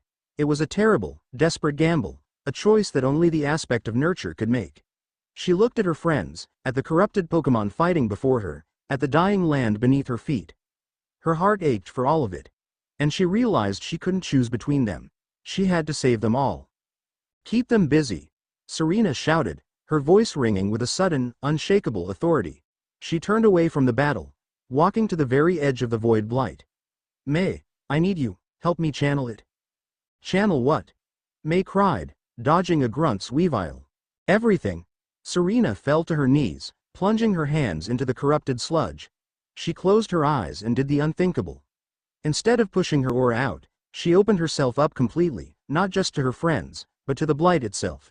She let its pain, its sickness, its despair flow into her. She met the torrent of anti-life with a singular, powerful wave of her own life-giving essence. The aspect of nurture, unleashed. A blinding, emerald green light erupted from her. The ground trembled. The black sludge around her hands began to recede, replaced by fresh, green grass. At the same time, she reached out through the bond, not with a thought, but with a feeling, a deep and resonant call. She initiated the union. Ash, Misty, and Dawn felt it as a sudden, massive pull on their souls. The ritual was starting, right here, right now, in the middle of a war zone, powered by Serena's suicidal gambit. "She's trying to do both at once," Ash realized in horror. "It'll tear her apart." Alyssa saw it too, her cold eyes widening in disbelief and fury. "Stop her. Sever the connection." The Shadow Pokémon turned their full power on Serena. But it was too late. The light of the Union, Ash's white, Misty's turquoise, May's sapphire, Dawn's diamond, began to swirl around the emerald core of Serena's power. May, understanding Serena's intent, sent her Blaziken to intercept the Shadow Lucario and began pouring her own compassionate energy into Serena, trying to soothe the agony she knew Serena must be feeling. The 5 strands of light braided together, forming a complete, perfect circle. The third union snapped into place. The resulting explosion was not of force, but of pure, unadulterated life. A wave of cleansing energy rolled out from the circle, a spiritual tsunami. The Void Blight vanished, replaced in an instant by a field of glowing, white flowers. The twisted, skeletal trees straightened, their branches sprouting vibrant green leaves. The soul-crushing silence was broken by the sound of birdsong. The wave of purification washed over the Shadow Pokémon. The dark, crystalline armor shattered. The violet energy fields sputtered and died. The Lucario and Gardevoir collapsed, the red light fading from their eyes, leaving only confusion and exhaustion. Alyssa's perfect control had been severed by an act of perfect nurture. Alyssa stared at the reborn forest, her face a mask of cold fury. The data did not support this outcome. Her logic had been flawless, yet it had been defeated by an illogical, emotional variable she could not quantify. "This changes nothing," she hissed, recalling her fainted Pokémon. "You have only delayed the inevitable." With a signal to her remaining soldiers, she vanished back into the shadows of the now living woods. The bond, now a 5-part entity, hummed with a power that was staggering. It was a chorus of souls, intricate and overwhelming. But one voice was fading. Serena lay in the center of the field of flowers, her breathing shallow, her face ashen. The act of healing the land while forging the bond had drained her almost completely. Ash rushed to her side, gathering her into his arms. He could feel her life force flickering, a tiny candle flame in a vast darkness. "Serena," he whispered, his voice choked with emotion. She opened her eyes, her gaze soft. "The forest. It's singing again," she murmured, a faint smile on her lips, before her eyes fluttered shut, and she fell into a deep, healing unconsciousness. Ash held her close, a fierce, protective feeling welling up in his chest. A deep, profound love, born of their shared history and forged anew in this moment of sacrifice. He felt a tear slide down his cheek. And across the bond, 4 other minds felt it as if it were their own. They felt his fear, his desperation, his overwhelming love for the woman in his arms. They felt his tear on their own cheeks. They were all in his arms, they were all holding her, they were all part of this silent, sacred, and terribly painful moment. Misty stood a few feet away, watching them. She felt the hurricane of Ash's emotions swirling inside her own head, tangled with her own shock and a reluctant, grudging respect for Serena's sacrifice. She looked at May, who was openly weeping, and at Dawn, whose face was a stoic, unreadable mask that barely concealed the turmoil Misty could now feel from her. They were all connected, all witnesses, all participants. This wasn't just Ash and Serena's story anymore. It was theirs, all of theirs.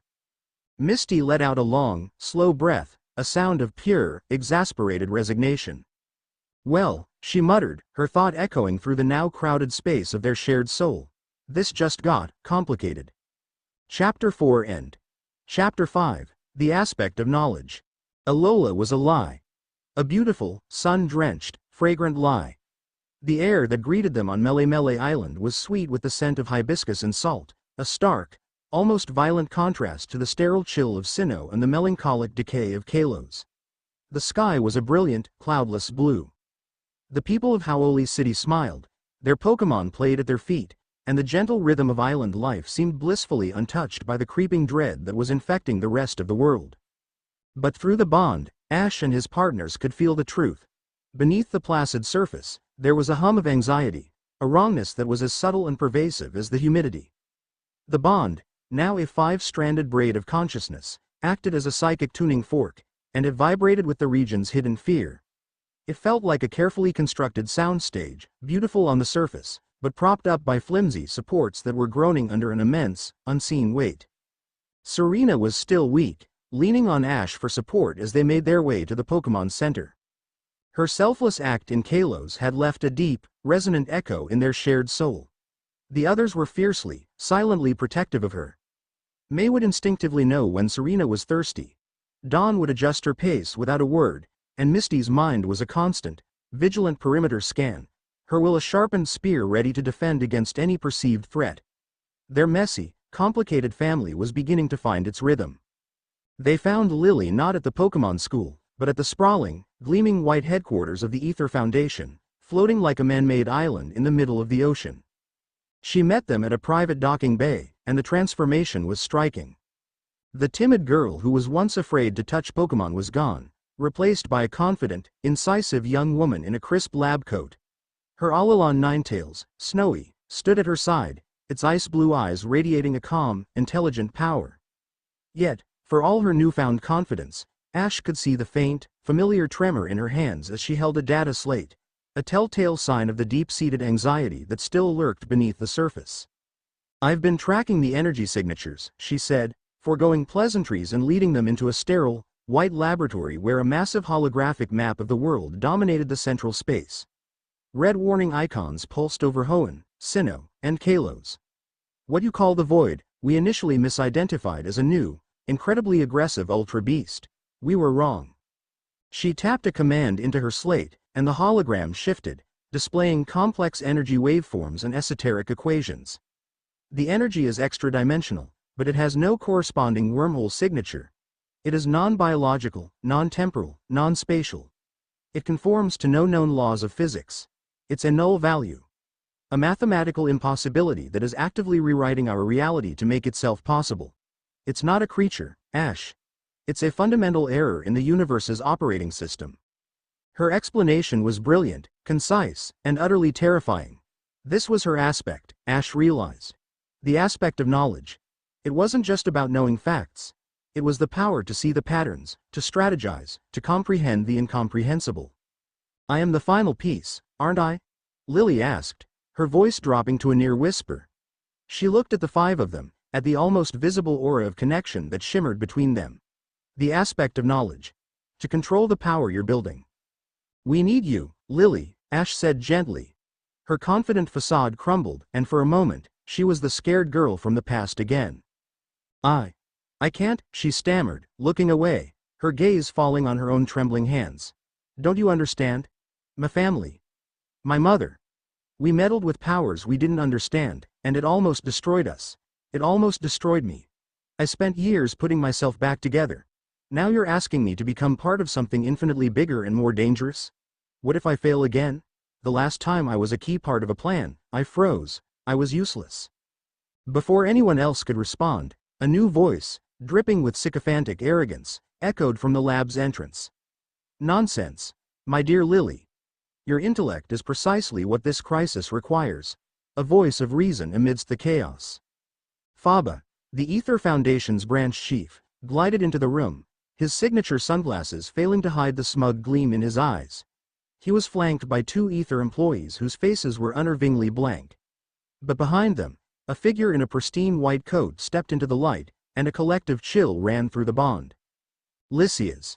Commander Lysias has graciously offered to share his organization's resources and expertise with the Ether Foundation, Faba announced, puffing out his chest. He has brought a most compelling perspective to our research. Lysias's cold gray eyes swept over Ash and his companions, a flicker of something. Disappointment? Regret?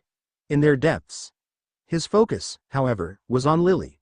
Your research is groundbreaking, Miss Lily, he said, his voice calm and reasonable. You have come closer to understanding the true nature of the void than any scientist in the world. But you are looking at the effect, not the cause. And you believe Ash is the cause, Misty stated, her voice a low growl. Indirectly, Lysias conceded. But my hypothesis has evolved. Ketchum is merely a catalyst. The true disease is the very existence of these so-called legendary Pokémon. They are living, breathing reality-warping events. Their battles crack the walls of our dimension. Their very presence invites chaos. The void is not an invasion. It is a symptom of a fundamentally unstable world. He took a step closer to Lily, his gaze intense, persuasive. You want to save the world, Miss Lily. So do I, but adding another unstable, godlike power to the equation is not the solution. It is suicide.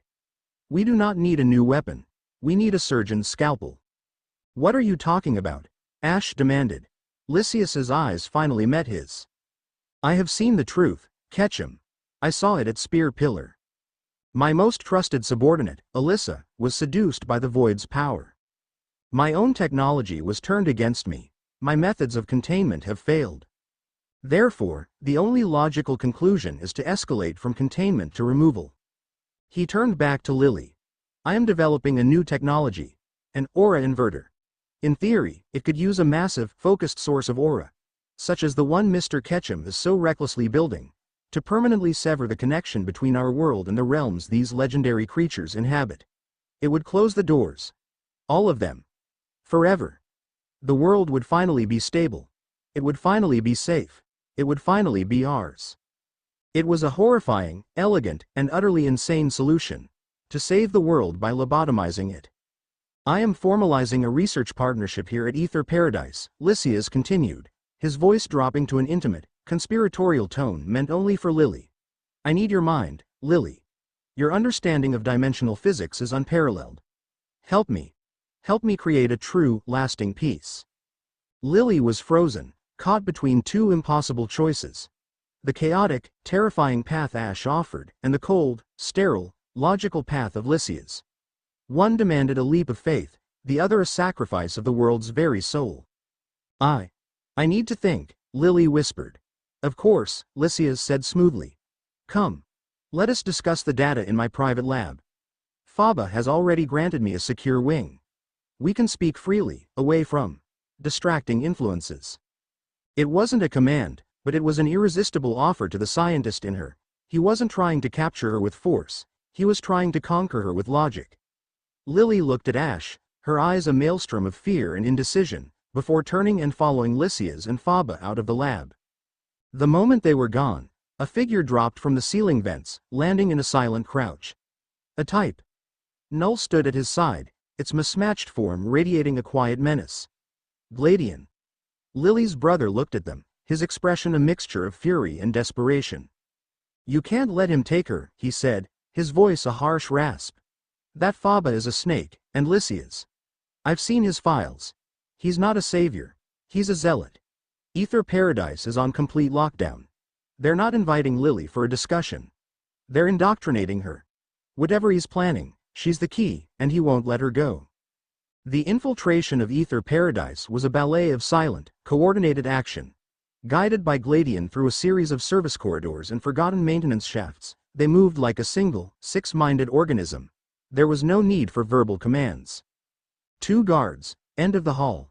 Armed with dampener pistols, Misty's thought was a sharp, tactical blueprint.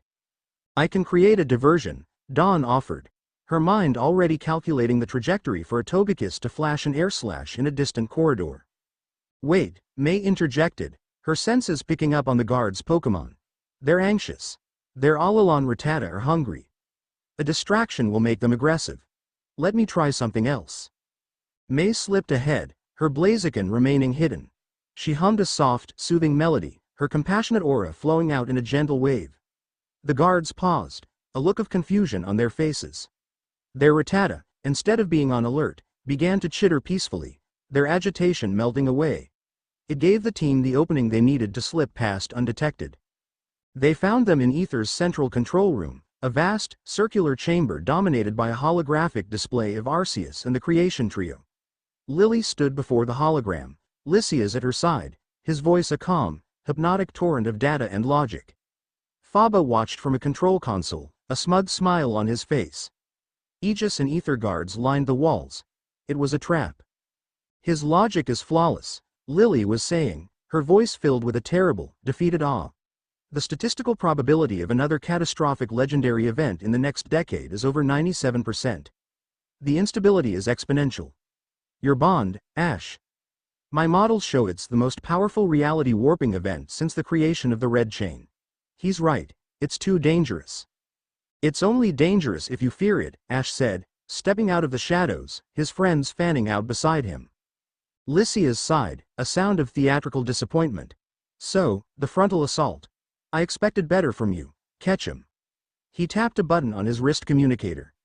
Energy shields shimmered into life, blocking all exits. "I truly hope to convince her, to have her join my cause willingly. But if I must protect her from you, then so be it." "This isn't about protection," Ash shot back. "It's about control. You want to mutilate the world and call it peace. I want to save humanity from the whims of gods we have no business interacting with," Lysias retorted, his voice finally cracking with the force of his zealotry. "Rhyperior, Aegislash, let's end this." The room exploded into action. Ash's Pikachu and Gladian's type. Null charged forward, a blur of yellow and gray. Lysias's Pokémon were paragons of power and defense, augmented with Aegis technology that allowed them to partially resist the dampening fields their own troops were now projecting. It was a battle on 2 fronts. On the physical plane, Pokémon clashed in a dazzling, brutal display of power. But the real battle was the one for Lily's soul. "Look at them, Lily," Lysias's voice boomed over the chaos. "Uncontrolled power. Chaos. This is what has defined our world for generations. An endless cycle of destruction and rebuilding. We have the chance to break that cycle, you and I." Ash, while directing Pikachu in a lightning-fast dance around Rhyperior, locked eyes with Lily across the room. "He's showing you data, Lily, but he's not showing you the truth. A world without challenge is a world without growth. A world without risk is a world without courage. He doesn't want to save the world, he wants to put it in a cage." Lily stood frozen between them, her hands pressed to her temples, the data from Lysias's models warring with the impassioned plea from Ash. Both were right. Both were wrong. Her mind, her greatest asset, was a prison of logic, a perfect, inescapable trap. "Don't think," a chorus of 5 voices whispered in her mind. Not from the bond she wasn't yet a part of, but from the combined intent of the 5 people fighting for her. It was a wave of pure, concentrated feeling.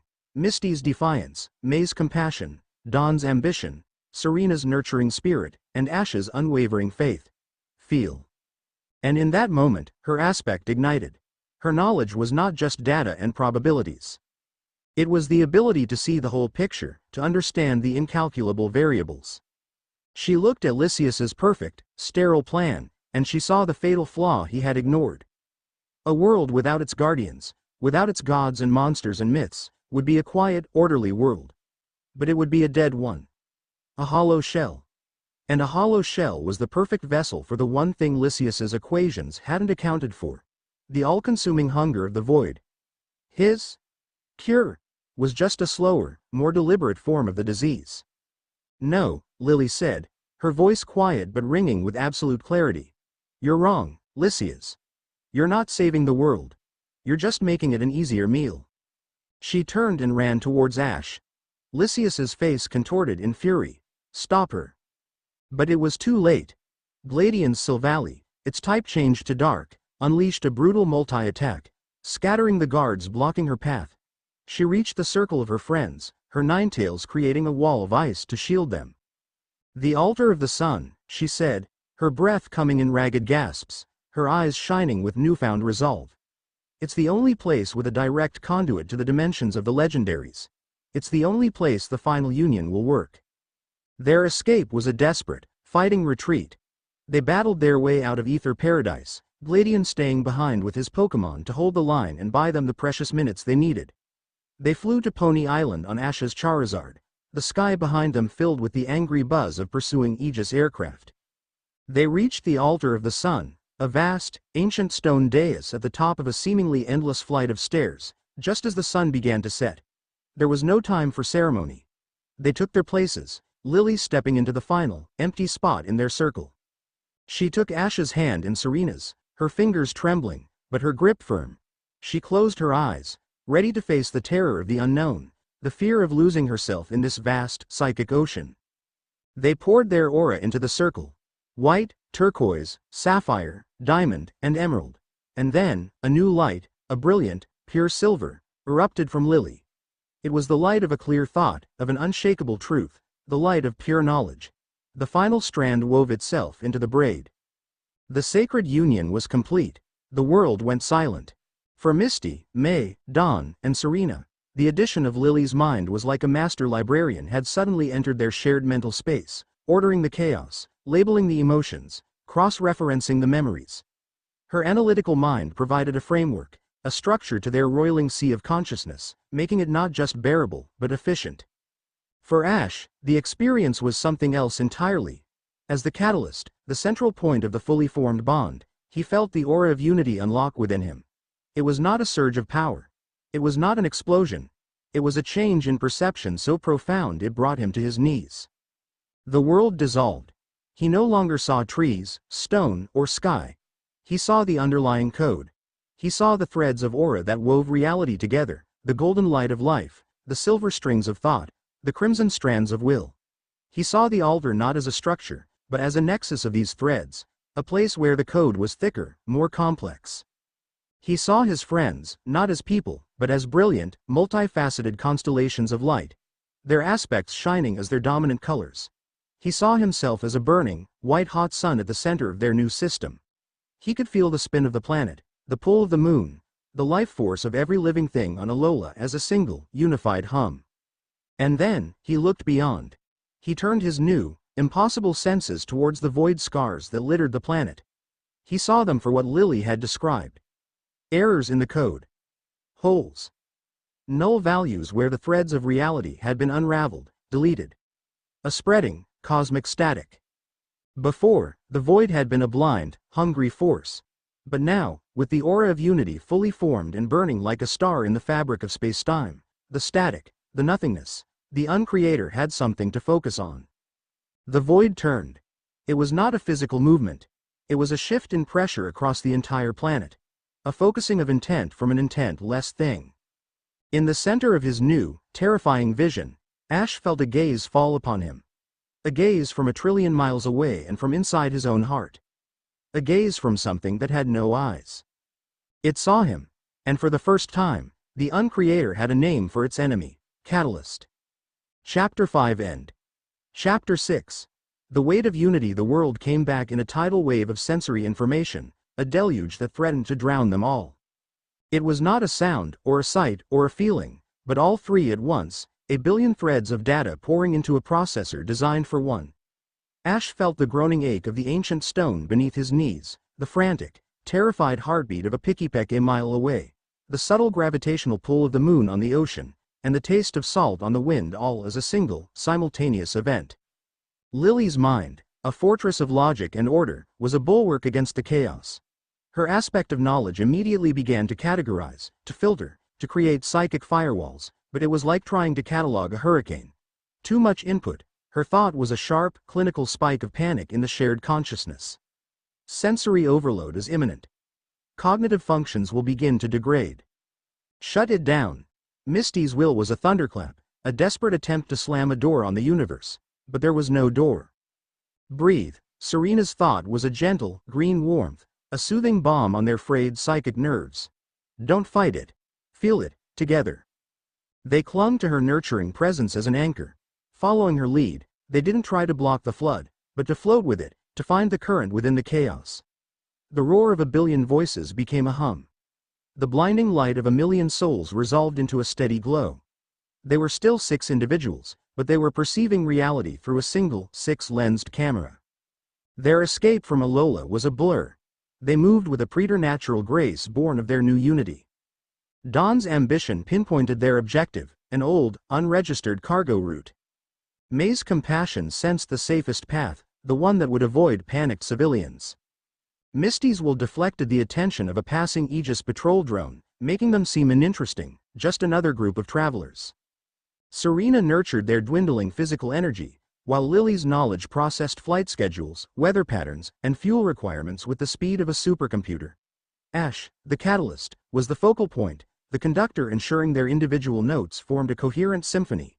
They were on a plane, heading back to Kanto, before Lysias's forces even finished securing the altar of the sun.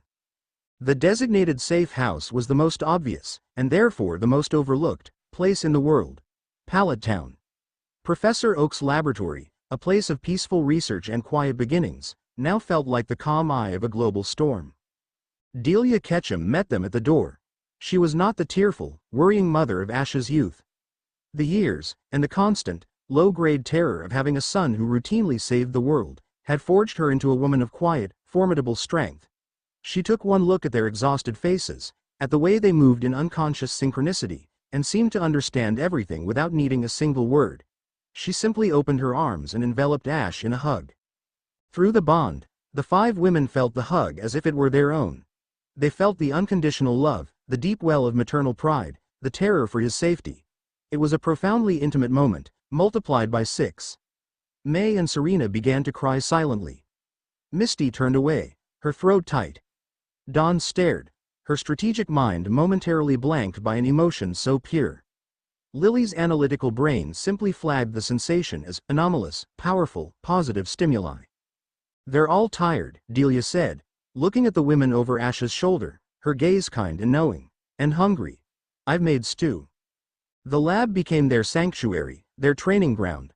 Professor Oak, after recovering from the initial shock of Ash explaining he was now psychically and spiritually married to 5 of his former traveling companions to fight a cosmic entity of pure nothingness, turned his formidable intellect to the problem.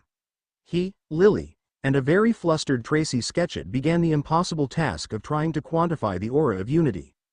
The days that followed were a crucible. The reality of the bond began to set in, its edges sharp and unforgiving. There was no privacy. A fleeting memory of a childhood embarrassment for May would cause a ripple of shared secondhand shame. A nightmare of the Lusamine incident would flash through Lily's mind, plunging them all into a cold sweat. When Serena thought of Ash, a warm, affectionate glow would suffuse the bond, causing Misty to clench her jaw and Dawn to mentally roll her eyes. It was a state of constant, forced intimacy that was both a profound connection and an unbearable prison. The training was not physical, but mental. They would sit in a circle in the lab's main conservatory, surrounded by the gentle snores of sleeping Pokémon, and try to learn to function. They started simple. Focusing on a single object, trying to see it from 6 different perspectives at once. Then they moved to more complex tasks. Ash would have a mock battle with one of Oak's Pokémon, and the women would try to feed him strategic advice, sense the opponent's emotional state, and analyze attack vectors simultaneously. The result was often a cacophony of conflicting commands that left Ash stumbling and Pikachu confused. The breaking point came on the 5th day. They were gathered around the lab's main tactical map, a holographic projection of the globe littered with pulsing red icons marking void activity. The breach over Mount Coronet is the largest, Lily stated, her voice crisp and analytical. She pointed a slender finger at Sinnoh. Logically, it is the primary threat. However, our energy readings indicate it's also the most stable. The smaller, newer breaches, one has just appeared over the Unova region, are far more volatile. They represent a greater immediate risk of catastrophic expansion. Our priority must be containment.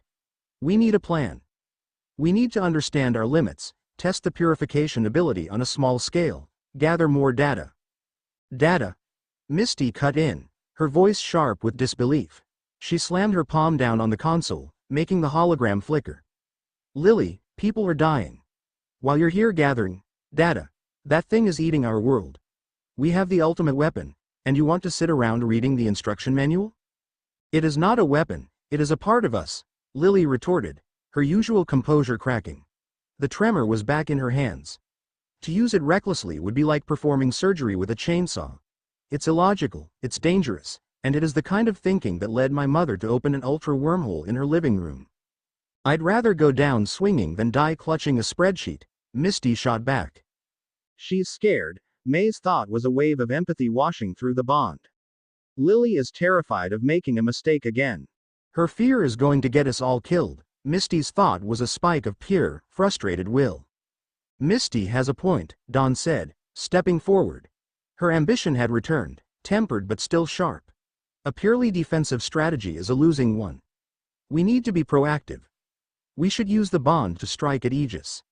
Cripple Lysias's command structure. He's turning the world against us, making it impossible to fight the real enemy. If we neutralize him, we neutralize the political threat. Serena shook her head, her expression pained.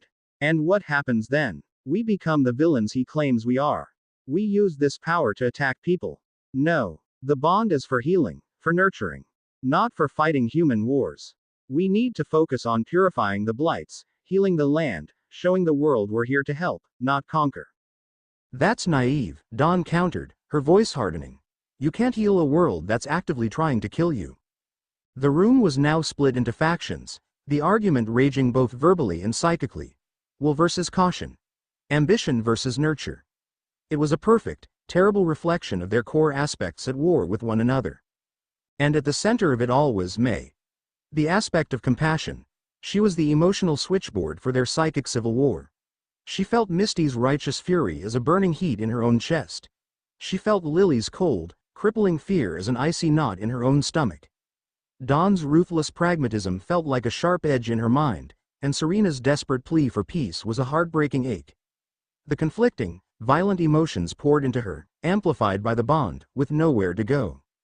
Stop it, she whispered, her hands flying to her head. Please, just stop. No one heard her. The psychic noise was too loud. We need a decisive strike, a comprehensive threat analysis. Win their hearts and minds. Stop, May screamed, a raw, ragged sound of pure agony. She collapsed to her knees, tears streaming down her face. It's too much. All of it. The anger, the fear.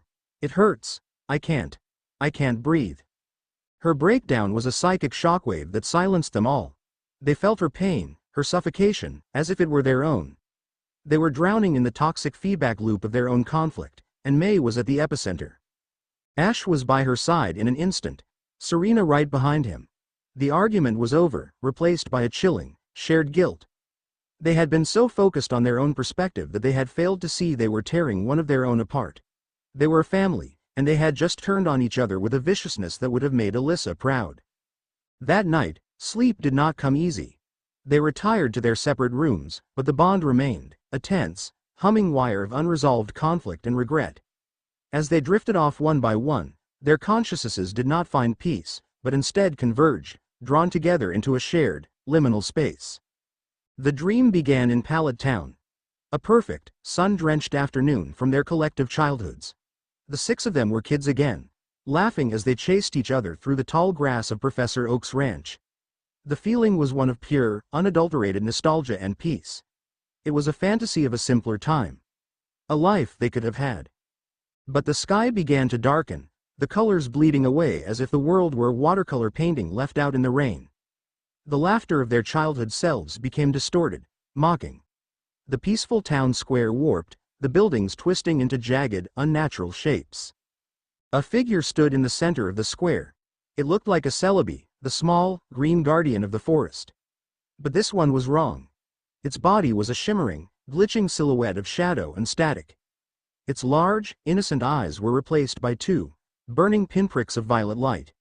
It was a herald of the void, a corrupted messenger sent not to destroy their bodies, but to sever their souls.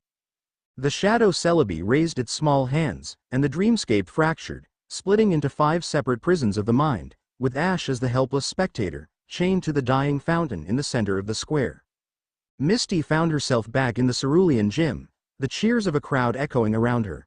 Her sisters were there, smiling, offering her the deed to the gym. "You can stay," they said. "No more adventures.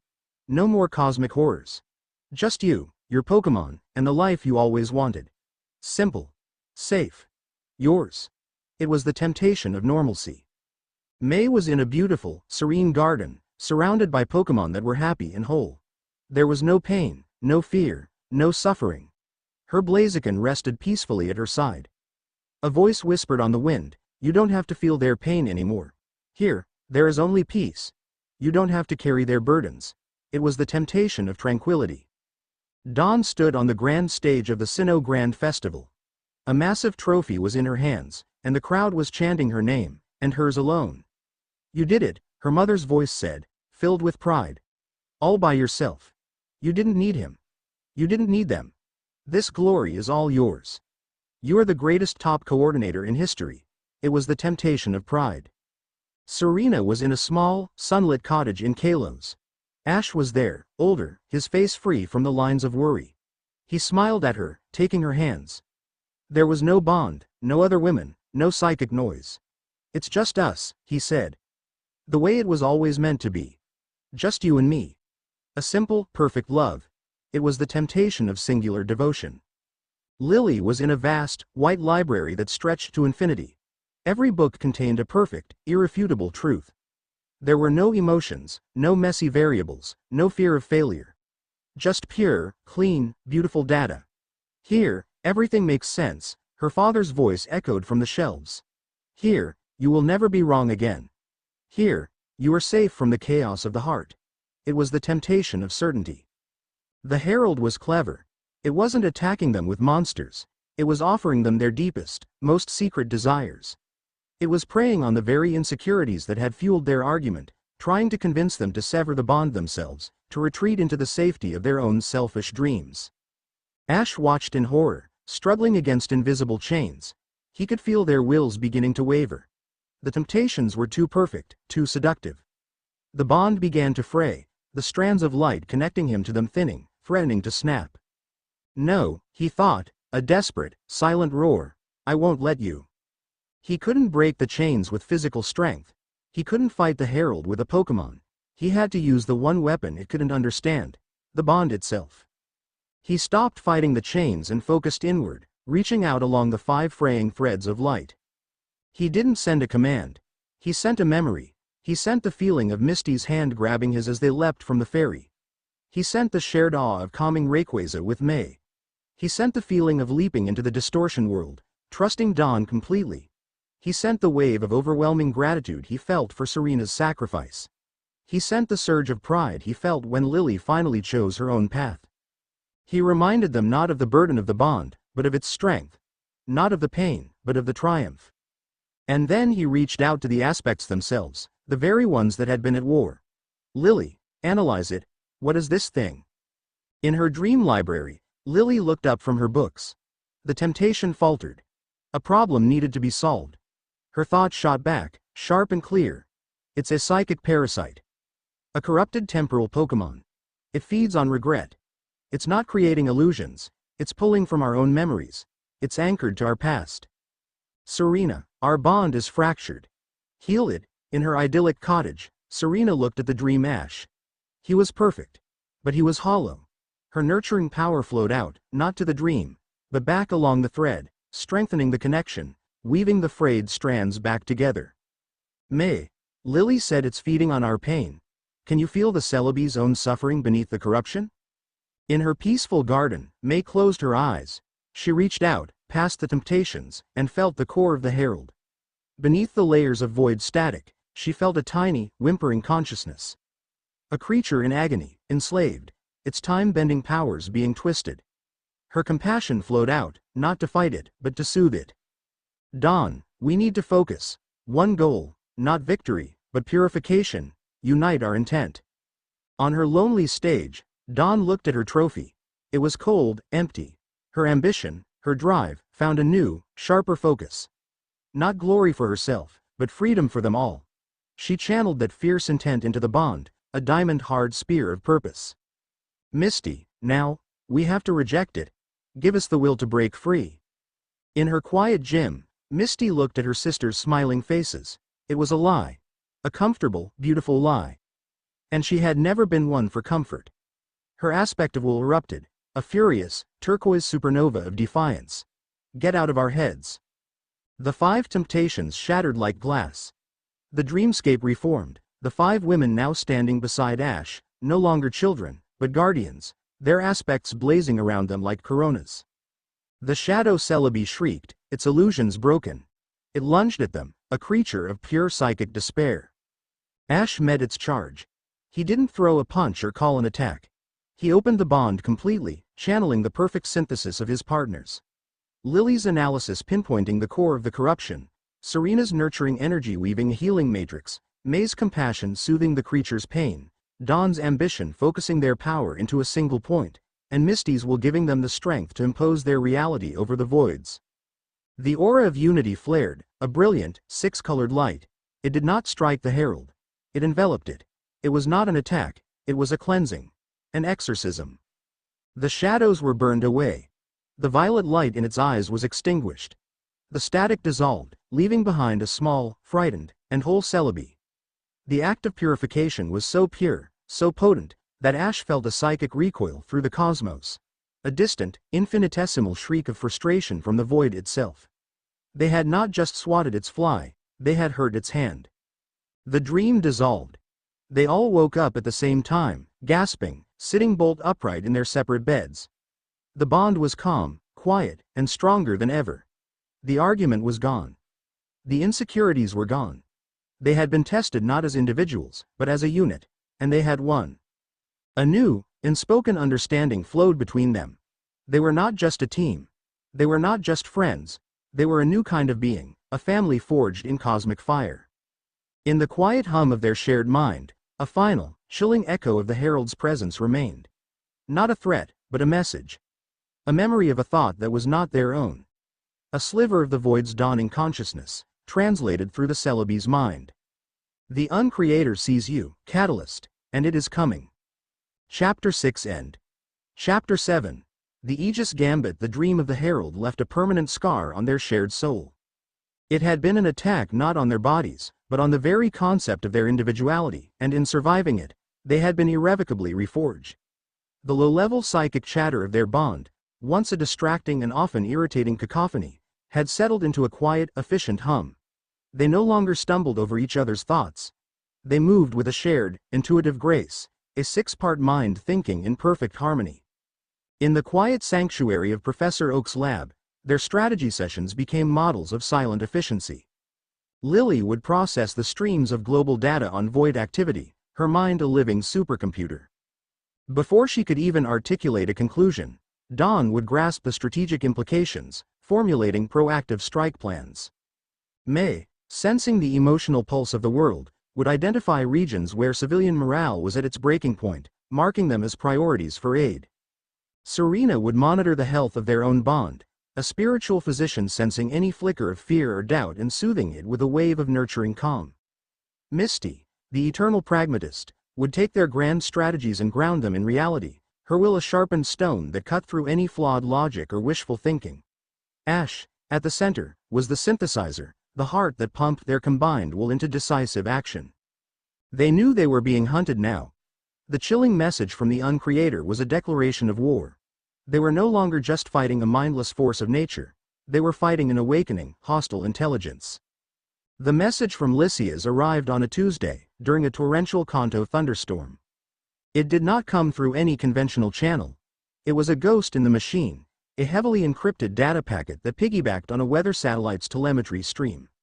It bypassed the lab's formidable firewalls and decrypted itself on Professor Oak's main monitor, displaying a single, stark line of text. For the eyes of Ash Ketchum and his associates only. Audio file attached. Veritas. The password. The one he and Oak had established years ago for emergencies. Ash gathered the others around the monitor. He pressed play. Lysias's voice was a ruin.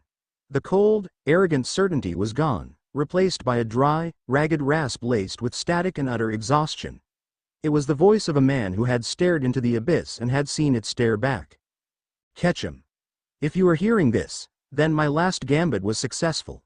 Ether Paradise was a failure. My logic was flawed. My pride. Catastrophic. I saw the void as a consequence of the legendaries, a problem of physics to be solved. I was wrong. It is a contagion of the spirit. And it has consumed my organization. There was a harsh, shuddering breath. Alyssa. She did not just betray me. She was a symptom of a greater sickness. Many of my best soldiers, my most brilliant scientists. They did not see the void as an enemy. They saw it as an opportunity. A new, limitless source of power. They have been corrupted. Willingly. Aegis is no longer my own. It is a cult, with Alyssa as its high priestess, and the void as her god. The recording was punctuated by the distant sound of an explosion. My loyalists are few. We are fighting a losing war on two fronts. But I have one weapon left. My research. Before, it was focused on severance. Now, it is focused on purification.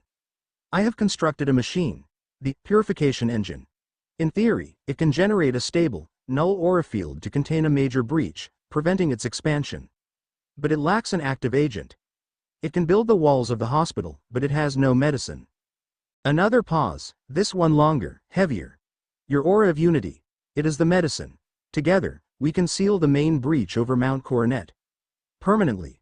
I am transmitting my location. Come to Sinnoh. Help me undo my own folly. Help me save the world I tried to cage. The audio file ended. A set of coordinates in the desolate, windswept Badlands east of Celestic Town appeared on the screen, along with a timer, 72 hours. Silence descended on the lab, thick and heavy. It's a trap, Misty's thought was immediate, a blade of pure, undiluted suspicion. He's luring us out. He's cornered, desperate, and we're his last, best hope of getting his hands on our power. His data is consistent with our own observations, Lily countered, her mind already cross-referencing Aegis troop movements and communication blackouts. We've tracked significant infighting within their ranks for weeks. His story of a schism is highly probable. And the theoretical physics behind his purification engine, it's sound. A stabilizing field combined with a purifying agent is the most logical approach. Even if his science is good, the man is not, Dawn said aloud, her arms crossed. He tried to have us arrested. He put Wally up to fighting you, Ash. He allied with Faba. His track record doesn't exactly inspire trust. But did you feel his voice? May asked, her own expression troubled. Her compassion allowed her to sense the echoes of emotion left even in a recording. The regret. The despair. It was genuine. I don't think he's lying about his intentions. Serena, who had been listening quietly, placed a hand on Ash's shoulder. What he did was wrong, she said, her thought a soft, green light in the bond. But he is a man who has realized the magnitude of his mistakes. To deny him the chance to atone. Is that who we want to be? They all turned to Ash. He stood staring at the coordinates, his face a mask of concentration. He felt the warring factions in their shared mind. Misty's pragmatic caution, Lily's cold logic, Dawn's ambitious skepticism, Serena's plea for grace, May's empathetic trust. He weighed them all, not as arguments, but as facets of a single, complex truth. He's right about one thing, Ash said finally, his voice cutting through the debate. We can't win this war defensively. The breach over Coronet is the heart of the infection. If we conceal it, we can turn the tide. He looked at each of them in turn, his gaze steady. It's a risk. I know that. But it's the only move on the board that leads to a win. We're going. His decision was absolute. The internal debate ceased, their individual wills coalescing behind his. The mission was set. Sinnoh was a region tearing itself apart. When they arrived, smuggled into a remote corner of the Great Marsh, the signs were everywhere. The sky was a permanent, sickly twilight beneath the colossal void scar. In the distance, they could see flashes of light, not from Pokémon battles, but from high-tech ordnance. Aegis was at war with itself. The news feeds were a chaotic mess of propaganda and battlefield footage. Some showed soldiers in classic Aegis silver and white fighting to protect civilians from void-corrupted Pokémon. Others showed soldiers in the same uniforms, but with subtle, violet energy fields flickering around their armor, gunning down their former comrades with ruthless efficiency. The world was confused, terrified, unable to tell friend from foe. They met Lysias in a wind-scoured canyon, the location as desolate and broken as the man himself. He stood beside a massive, complex machine of polished chrome and humming cryo coils, the purification engine. He looked years older. His immaculate white coat was scorched and torn, his silver hair was disheveled, and his face was gaunt, haunted. A handful of exhausted, battle-hardened soldiers, the last of his loyalists, stood guard, their faces grim. "You came," Lysias said, his voice devoid of its former arrogance. He nodded to Ash, a gesture of respect between equals. "I was not certain you would." "The world is running out of options," Ash replied, his own team fanning out, their Pokémon emerging, ready for a fight. Pikachu crackled on his shoulder, a silent warning. "Indeed," Lysias said with a bitter smile. He gestured to his machine. "The engine is ready. It will project a containment field around the base of the mountain, stabilizing the dimensional fabric. Once the field is active, he looked at the 6 of them, will need to be at its focal point. Unleash the aura of unity. The engine will channel it, amplify it, and use it to cauterize the wound." His eyes met Ash's, and for the first time, Ash saw not a rival or a zealot, but a man drowning in the consequences of his own certainty. "I was wrong, Ketchum. I wanted a world of order, of human control. I thought that was strength. But a world without its wild, chaotic, beautiful soul. It's just a perfectly ordered corpse. A meal, waiting to be eaten." Before Ash could respond, a new sound cut through the howling wind. A low, dissonant hum, like a billion insects swarming in the key of madness. From the ridges of the canyon, figures appeared. Dozens of them. Aegis soldiers, but their armor was streaked with black, crystalline veins that pulsed with a faint, violet light. Their faces were hidden behind helmets, but there was no mistaking the wrongness of their presence. Their Pokémon, from massive Tyrannitars to sleek Weaviles, were all encased in the same dark energy as the shadow Pokémon they had faced in Kalos. A figure descended from the ridge on a grav lift, landing silently between the two forces, Alyssa. She was no longer human. Her skin was unnaturally pale, almost translucent. Her eyes were solid black orbs, and from the corners of her vision, tendrils of shadow seemed to writhe and dissipate. The air around her was cold, and the very light seemed to bend away from her. She was a void avatar, a human shell for a piece of the Uncreator's consciousness.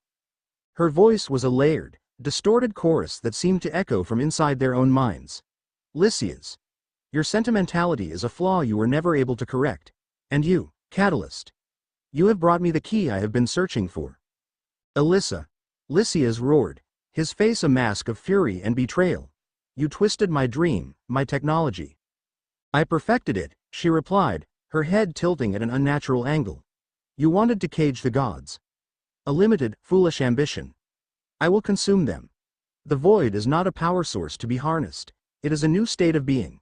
And your bond," her black eyes fixed on Ash, "will be the infinite battery that fuels our expansion." She raised a hand. "Engage. Capture the catalyst. Terminate the rest."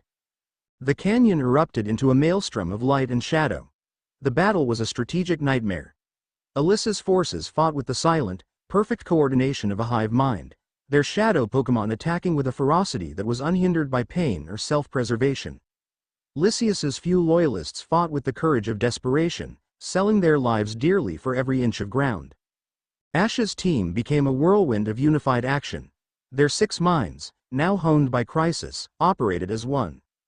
Misty, Gyarados, Waterwall on the right flank, purify the ground, create a barrier. Dawn, Togekiss, we need air superiority. Coordinate with Charizard, use the updraft from the canyon to scatter their snipers. Lily, Ninetales, battlefield control, ice walls. Funnel them into a choke point. May, Blaziken, Serena, Delphox, hold that point. We need a fire break. The commands were not spoken. They were instantaneous, flawless thoughts flowing through the bond. May's Blaziken was a dervish of flame, its kicks disabling the shadow Pokémon without destroying them, her compassion warring with the necessity of the fight. Serena's Delphox wove shields of mystical fire, protecting their allies, nurturing their strength even in the heat of battle. They were an orchestra of destruction and preservation, and Ash and Pikachu were the lead soloists, a bolt of pure, righteous lightning at the heart of the storm. But they were hopelessly outnumbered. For every corrupted soldier they disabled, 2 more took its place. Alyssa's forces were a relentless tide of darkness. Lysias watched, his face ashen, as his last soldiers fell, their purified forms fading to light as the engine's passive field protected their spirits from the void. He looked at his engine, then at the swirling chaos, then at Ash, fighting with the fury of a cornered god. He saw the path. The only path left. He ran to the engine's control console, his fingers flying across the holographic interface, rewriting the core command functions. Lysias, what are you doing? Ash yelled, blasting a shadow Tyranitar back with a massive thunderbolt. My equation was wrong. Lysias shouted back over the din, his face illuminated by the console's frantic, red light. I tried to solve for x, but I failed to account for the variable of my own hubris. I can't seal the breach. But I can give you a fighting chance. I can balance the equation. He slammed his palm down on a large, central activation panel. The engine, which had been humming with a low, containment frequency, began to whine, the pitch rising to a piercing shriek. The cryo coils overloaded, venting clouds of supercooled gas. The central core glowed with a blinding, white light. Alyssa turned, her void avatar senses screaming at the sudden, massive buildup of pure, chaotic energy. What have you done, you fool? Lysias looked at Ash, a final, desperate plea in his eyes. Stop it, catch him. At any cost. Don't become me. Then he, and the engine, exploded. It was not an explosion of fire and shrapnel. It was an explosion of pure, weaponized purification. A silent, white wave of energy erupted from the canyon's center, moving faster than light. It passed over Ash's team, harmlessly, a warm wave of pure life energy. But when it hit Alyssa's forces, it was anathema. The void tech armor on her soldiers cracked and disintegrated. The shadow Pokémon shrieked as the corrupting energy was violently, agonizingly burned out of them, leaving them fainted but whole. The wave struck Alyssa, and she screamed, a sound of 1,000 voices in agony. The shadows around her were seared away, her physical form flickering as she was thrown back, slamming into the canyon wall. The wave expanded, washing over the battlefield, over the fallen forms of Lysias's loyalists. The void taint on the land evaporated, leaving clean, untouched stone. The sky, for a brief, glorious moment, seemed a little less bruised. In the ringing silence that followed, there was nothing left. No engine, no soldiers, corrupted or loyalist. No Lysias. Just a field of fainted Pokémon and the lingering scent of ozone and impossible hope. Alyssa, wounded and furious, phased through the canyon wall and vanished, her final, hate-filled thought echoing in their minds. This is not over. Ash stood in the center of the silent canyon, looking at the patch of fused, glass-like earth where the purification engine, and its creator, had been. Lysias, the zealot, the antagonist, the tragic, brilliant fool, had sacrificed himself. He hadn't won them the war, but he had bought them something far more precious. Time. And a chance. Chapter 7 End. Chapter 8. The Hall of the Original. The silence in the wake of Lysias's self-destruction was a physical presence. It pressed in on them, heavier than the unnatural twilight of Sinnoh's sky. The canyon, once a chaotic battlefield, was now a pristine, sterile tomb. The earth where the purification engine had stood was fused into a smooth, obsidian-like glass, a permanent scar marking the place where a man's fanaticism had finally been burned away by his own sacrifice. Ash stood at the edge of the crater, the heat still radiating from the ground. He felt the echo of Lysias's last words in their shared mind. A burden passed from one soul to six. Don't become me. He was wrong about almost everything. Serena's thought was a soft, green thread of sorrow weaving through their collective consciousness. But in the end, he was a hero. A hero who created the monster we now have to fight, Dawn countered, her ambition a sharp, diamond-hard point of pragmatism. She was already scanning the horizon, assessing their new tactical reality. Alyssa is wounded, but she escaped. She knows we're her only real threat. She won't wait for us to recover. She's right, Misty's will was a steady, grounding force. We're exposed here. And his sacrifice, as noble as it wasn't a solution, it was a reprieve. They all felt it. Lysias's gambit had been a massive, uncontrolled blast of purifying energy. It had cleansed the immediate area, but it had also acted like a defibrillator on a failing heart, sending a chaotic shockwave through the already unstable dimensional fabric. They turned their gazes eastward, towards the colossal, churning wound in the sky above Mount Coronet. It was worse. The void scar was no longer just a swirling vortex. Cracks, like lightning frozen in place, were spreading out from it, fracturing the very sky. It looked as if a great, black stone had been thrown against the glass dome of the world. With each passing moment, the cracks spread further, and through them, a deeper, more absolute darkness was visible. It was Lily who gave their fear a name. She stood with her eyes closed, her silver ninetails at her side, her mind not in the canyon but soaring, perceiving the world through the new lens of the aura of unity. Her aspect of knowledge was not just reading data, it was reading the source code of reality itself. The breach is no longer stable, she said, her voice a low, odd whisper. Lysias's engine, it was like a sledgehammer to a locked door. He shattered the lock, but he also shattered the doorframe. The dimensional integrity is collapsing. The void isn't just leaking through a single point anymore. It's seeping through the fractures. She opened her eyes, and they were wide with a terrifying understanding. We can't just seal the original hole. It's too late for that. We would have to rebuild the entire wall. We would have to rewrite the fundamental laws of this reality. A stunned silence followed. How could they fight that? How could anyone? There has to be a way, Ash said, his voice an anchor of certainty in their sea of despair. There is, Lily replied, her gaze becoming distant, unfocused. I can see it. The code of this world. It's an infinitely complex tapestry. I can see the threads of time, the threads of space, the powers of Dialga and Palkia. They're like subroutines in the grand design. Frayed, corrupted, but still part of the system. But beneath them, behind them, there's another layer. A master program. A root-level, administrative code that is pristine, untouched, protected by a firewall of pure creation. Arceus, Ash breathed. We cannot rewrite reality on our own, Lily explained, her mind working with incredible speed. We're users with elevated privileges, but we are not the administrators. To perform an operation of that magnitude, we would need permission. We would need the system key. We would need the blessing of the original one. And where do we find Arceus? Dawn asked, her ambition seizing on this new, impossible goal. Ask it to come down for a chat. We don't find it, Lily said, shaking her head. It is not a being that exists in a single location. We have to go to its realm. The Hall of Origin. She paused, taking a deep breath.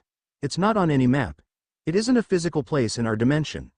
I can see its address in the source code, but it's a state of being. A dimension of pure, conceptual thought and creation. The only way to access it is through the aura of unity itself. We have to use our bond as the key, to literally push ourselves through the fabric of the world. The plan was insane, a leap into a metaphysical abyss from which they might never return. But as they looked at the splintering sky, they knew it was their only hope. They found a sheltered alcove in the canyon, a place to shield their physical bodies from the elements. They sat in a circle, their 6 Pokémon forming a protective outer ring, their own forms of silent, loyal support. Ready? Ash asked, his voice calm, his mind a steady, reassuring presence in the bond. They didn't need to answer. They closed their eyes and reached inward, not to their individual power, but to the shimmering, six-stranded river of their shared soul. Guided by Lily's newfound sight, they found the seam in reality she had described, a place where the code was thin. Together, they focused their will, their ambition, their compassion, their nurture, their knowledge, and their catalytic power into a single point. They pushed. The world did not dissolve. It unraveled. They were plunged into a rushing, chaotic torrent of pure information. It was a river made of light, sound, memory, and potential. They saw fragments of history flash past them. The birth of a star, the first cry of a newborn Pokémon, the fall of ancient kingdoms. They heard the symphony of a million thoughts, the source code of a billion dreams. This was the space between spaces, the raw material of existence. And it was not empty. The void, now aware of them, was here too. Its influence was a dissonant static in the symphony, a corrupting code that sought to delete and unmake. It could not manifest its full power here, but it could send phantoms, echoes of their own minds twisted against them. The first shadow rose from the torrent, coalescing before Misty. It was a mockery of the invincible Pokémon brothers from her past, their faces twisted in sneering contempt. "Look at the little runaway," one of them jeered. "Abandoned your gym, your sisters, your duty. All to chase after him. You call it will, we call it weakness." "My will is my own," Misty's thought shot back, sharp and hard. But the phantom's words were a poison, tapping into her deepest insecurities. Another shadow formed before dawn. It was her mother, Ayako, but her expression was one of cold disappointment. "A top coordinator, is that what you call this?" Following him around, one part of a six-piece set. "Your ambition used to be your own, shining and bright. Now it just reflects his light. You've become nothing but a moon to his sun." Dawn flinched as if struck. The words were a direct assault on her very identity. One by one, the phantoms appeared, each a perfect, venomous manifestation of their personal demons. May faced a weeping, corrupted Manaphy, a symbol of all the pain she felt powerless to heal. Serena faced a shadowy version of her old rival Miette, whose taunts about her feelings for Ash were now laced with a bitter poison, claiming her love was a selfish distraction that would doom them all. And before Lily, the worst of all. A grotesque fusion of her mother, Lucamine, and the ultra beast Nihilego. It did not speak. It simply stared at her, its tentacles writhing, radiating an aura of cold, clinical disappointment. It was the embodiment of her greatest trauma, a silent accusation of her past weakness. The phantoms attacked, not with physical blows, but with psychic wounds, their words and presence designed to break their spirits, to make them doubt their aspects, to sever the bond from within. They faltered. The unity wavered, the psychic static of their individual fears overwhelming their connection. They were falling apart. No, Ash's thought was a detonation of pure, catalytic will. He was the only one not facing a phantom. His trial was to watch his family be torn apart, to bear the weight of their collective despair. He refused to let them break. "You are not alone. We are not alone." He became the switchboard, the heart of the bond, performing a feat of psychic triage. He felt Lily's terror in the face of her past, the cold paralysis threatening to consume her. "Misty. She needs your will, your defiance. Lend it to her." Misty, struggling against the taunts of her own phantom, heard the call. She pushed aside her own doubts and poured her raw, indomitable will across the bond to Lily. Lily felt the surge of turquoise fire, a strength that was not her own, and she stood tall against the nightmare vision of her mother. "You do not define me." Her thought was a blade of silver ice. The Lucamine phantom recoiled, its power diminished. Ash felt Dawn's ambition falter, turning inward as a weapon of self-doubt. "Serena. Her spirit is wounded. Nurture it. Remind her of her strength." Serena, fighting back tears against Miette's venom, focused her power. A wave of gentle, green warmth flowed through the bond to Dawn, a pure, unconditional belief in her friend's purpose. "Your ambition is for all of us," Serena's thought soothed. "It is the engine that drives us forward." Dawn's posture straightened, her diamond-hard resolve returning, and her phantom mother faded into static. He continued, weaving them together, using their strengths to cover their weaknesses. May's compassion was shared with Misty, reminding her that her duty was not just to a place, but to people. Dawn's focused ambition was shared with Serena, turning her love from a perceived weakness into a fierce, protective weapon. In a perfect, interlocking circle, they healed each other, they strengthened each other. They faced their inner demons not as individuals, but as a single, unified soul. The phantoms dissolved into the chaotic river of information, defeated not by power, but by unity. They pushed forward, and the chaotic river began to calm. The torrent of information slowed, organizing itself into harmonious patterns. The chaos of creation gave way to the sublime order of the created. They had arrived. The Hall of Origin was not a hall. It was a cathedral of silent, living light. Geometry sang in symphonies of impossible shapes. Pillars of pure potential held up a ceiling of nascent stars. It was a place outside of time, outside of space, a blueprint of reality itself. A presence filled the immense, silent space. It was not a creature, but a concept. A voice spoke, not in their ears, but in the very core of their being. It was the sound of 1,000 stars being born, the turning of galaxies, the first breath of a new universe. You have come. A form coalesced from the light. The familiar, divine shape of Arceus, its golden wheel glowing with an intensity that was not blinding, but clarifying. It regarded them, its gaze not one of judgment, but of impartial, absolute assessment. You wield a power of creation. A fragment of my own. You seek the authority to unmake. Such power is not given. It must be proven. The world of light dissolved, replaced by 6 individual pockets of reality. They were separated, alone for the first time since the final union. Arceus was testing them, one by one. Misty found herself on a featureless shore, facing an infinite ocean. A tidal wave of pure entropy, a wave of literal uncreation, was rushing towards her, threatening to erase her from existence. She knew, with absolute certainty, she could not stop it. The test was not of her power, but of her will. Would she break before the inevitable? May was in a void, with a single, small creature made of shimmering light. As she felt compassion for it, the creature grew, its light brightening. But it began to feed on her, drawing her life force through her empathy. The more compassion she showed, the stronger it became, and the weaker she grew. To save herself, she had to stop caring. The test was a cruel paradox of her very nature. Dawn stood at a crossroads. One path was long and arduous, leading back to her friends. The other was a short, brilliant bridge of light leading to a throne. The voice of Arceus offered her the power to achieve all her goals, to become a goddess in her own right, but she would have to walk the path alone, severing the bond forever. The test was the purity of her ambition. Serena was in a recreation of the dying winding woods, but this time, both Ash and her other 4 friends lay wounded, each fading, each afflicted with a different metaphysical poison. She only had enough power to heal one or the other. The man she loved, or the family she was bound to. The test was the focus of her nurture. Lily faced a single, crystalline wall. On it, an equation was being written in letters of light. It was a perfect, logical, irrefutable proof that their quest was doomed. It showed, with mathematical certainty, that even if they succeeded, the void would inevitably return, and their victory would only delay the end. The test was of her hope against the cold, hard logic she held so dear. Alone, they would have failed. But they were not alone. The bond, though stretched thin across these pocket dimensions, still held. Misty, facing the wave, did not falter. I cannot stop it, she thought, her will a burning spear. But I will not turn. I will not break. I defy it. And she poured that defiance into the bond. May felt Misty's will. It gave her the strength not to close her heart, but to endure the pain.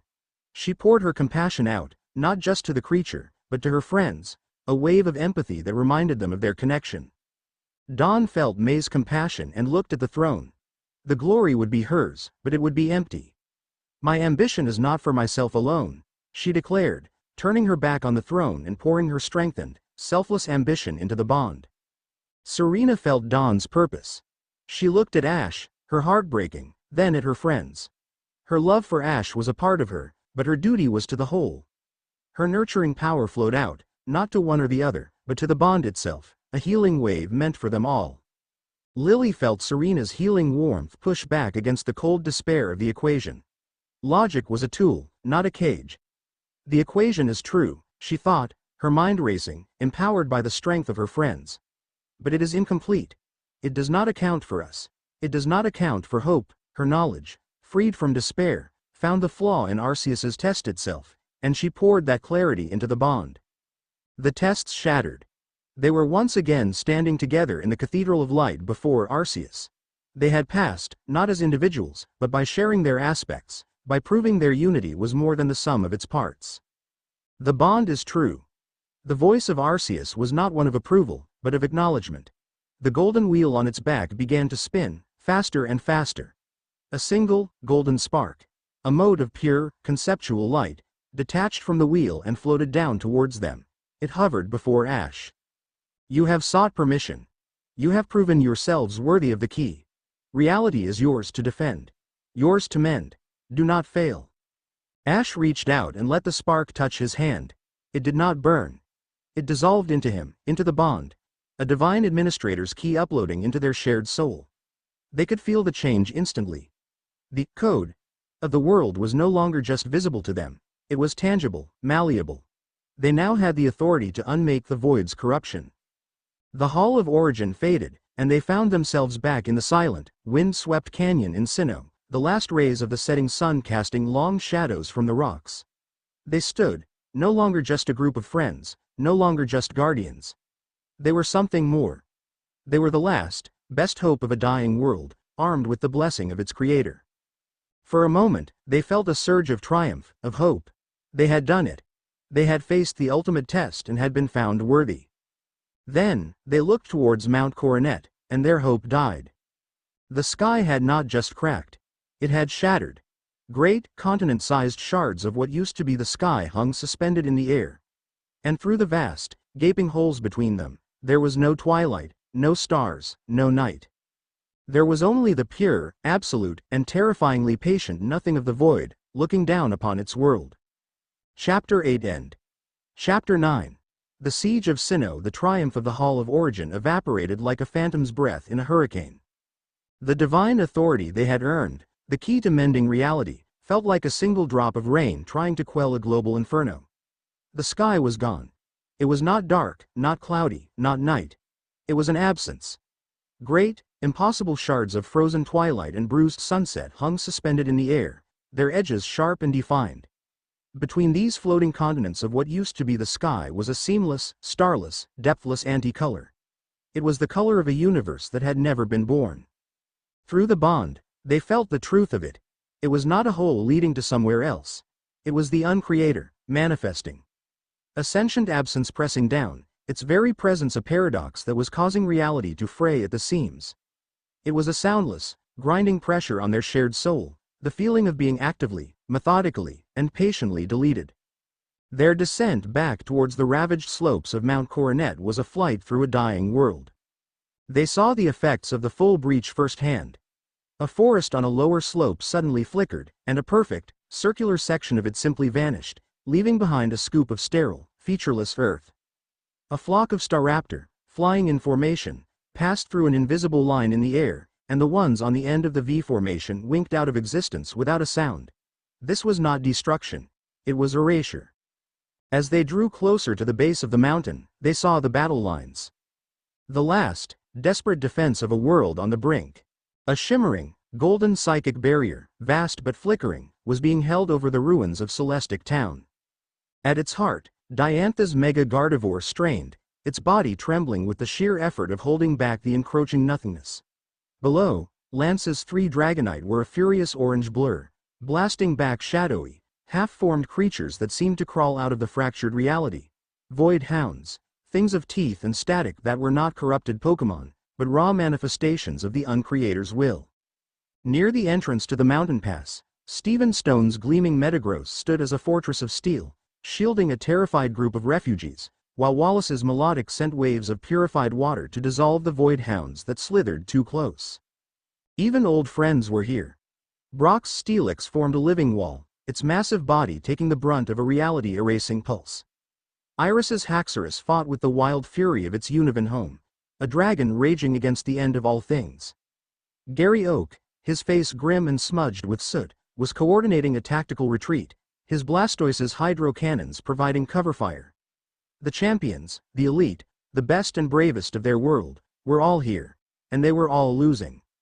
They landed amidst the chaos, a 6-person, 11 Pokémon whirlwind of unified power. The moment their feet touched the ground, they acted. Lily, Find the weakest point in their defensive line, Ash's thought was a command. There, her mind projected a tactical overlay onto their shared vision. Section Gamma. Their psychic energy is failing. 3 void hounds are about to break through.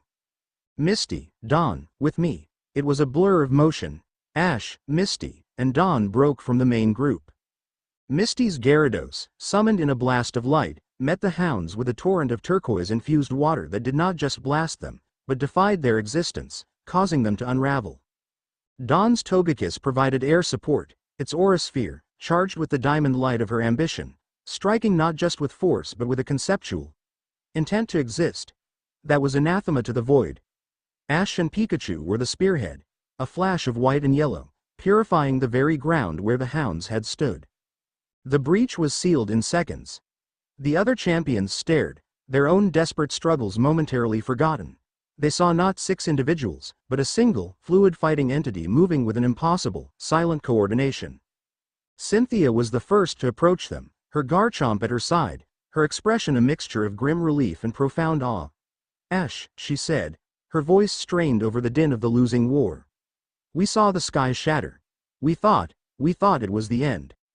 "It's the beginning of the end," Ash replied, his eyes fixed on the gaping wound of the void scar, now a direct gateway to the nothingness beyond.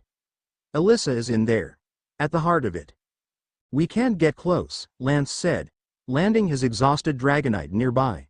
"The area around the old Spear Pillar ruins is negative space. Our Pokémon can't exist in it. Reality itself comes undone." "We can," Ash stated, a simple fact. The divine authority from Arceus hummed within the bond, a quiet affirmation. They were now the only beings in existence who could walk into the heart of the storm and not be deleted. They found a moment of respite in a deep, protected cave that served as the makeshift command center for the world's last army. The air was thick with the smell of ozone, fear, and bitter, black coffee. Maps were strewn across crates, power levels for psychic barriers were displayed on flickering screens, and every face was a mask of weary, hopeless resolve. This was their last quiet moment. The 6 of them found a corner of the cave, away from the grim-faced champions and their frantic strategizing. They sat together, the silence between them more profound than any words. The weight of what they were about to do settled upon them.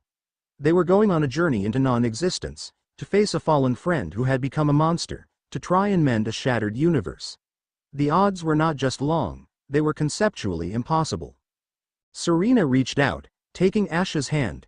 Her nurturing presence flowed through the bond, a gentle current of strength in the face of oblivion. "We're with you, Ash," she said, her voice soft but unbreakable. "All of us. To the end." "Whatever that may be," Misty added, her own hand finding May's. Her will was not boastful or arrogant, just a simple, solid fact. A rock against the coming tide. May squeezed Misty's hand, her compassionate heart aching for the terrified people outside, for the dying world, for the friends beside her. She let that feeling flow into the bond, not as a weakness, but as the reason they had to fight. For all of them. Dawn put a hand on Lily's shoulder, her ambition a sharp, clear flame. "We've come too far to fail now," she declared. Lily looked at them, at this impossible, messy, beautiful family she was now a part of. The fear was still there, a cold knot of logic telling her they were doomed. But for the first time in her life, she chose to ignore it. She chose them. Her knowledge was no longer a cage, it was a tool in service of her heart. Ash looked at the 5 women who had become a part of his very soul. He saw their pasts, their futures, their fears, and their incredible, earth-shattering strengths, and he felt a surge of emotion so powerful it almost brought him to his knees. It was gratitude. It was responsibility. It was a complex, multifaceted, and utterly genuine love. He started, his voice thick. He looked from Misty's fierce, loyal eyes to May's gentle strength, from Dawn's burning resolve to Serena's unwavering support, to Lily's quiet courage. "I love you," he said, and the words were not just for one of them, but for all of them, for the single, beautiful, 6-part soul they had become. "I couldn't have done any of this without you." A shared, silent understanding passed between them. The awkwardness was gone, the jealousies burned away by the sheer, apocalyptic stakes. They were what they were. A family, bound by destiny, solidified by choice, and now facing the end of all things, together. They stood up as one and walked to the mouth of the cave. The champions turned as they approached, seeing the change in them, the quiet, terrifying resolve. "We're going in," Ash announced. "Hold the line for as long as you can. Buy us all the time you can." Cynthia nodded, her expression grim. "The world is in your hands," she said. Ash, the 5 women, and their core Pokémon, Pikachu, Gyarados, Blaziken, Togekiss, Delphox, and Ninetales, walked out of the cave and towards the epicenter of the destruction. They walked past the battle lines, past the desperate defenders, and into the negative space, where reality had failed. For the champions watching, it was like they simply ceased to be, stepping from a world of color and light into a patch of absolute blackness. For the 6 of them, it was like plunging into an ocean of cold static. This was the Uncreator's domain. There was no up or down, no light, no sound. Distance and time were meaningless, fluid concepts. They could see the screens of collapsed timelines as silent, gray ribbons in the non-air. The memories of dead stars drifted past them like motes of dust. But they were not lost. They were an island of pure, ordered reality in a sea of uncreation. The aura of unity, sanctified by Arceus, was their ship, their map, and their weapon. "Lily, find the anchor," Ash commanded through the bond. "Where is Alyssa?" Lily's mind became their navigator. The world of static resolved into a complex, terrifying equation in her sight. There, a gravitational point in the chaos. A nexus of stolen, corrupted energy. She's made herself the new center of this broken dimension. Dawn, the path. We need a target. Dawn's ambition became their engine. Straight through. No deviations. The fastest path is a direct assault on her power base. We can't afford to be subtle.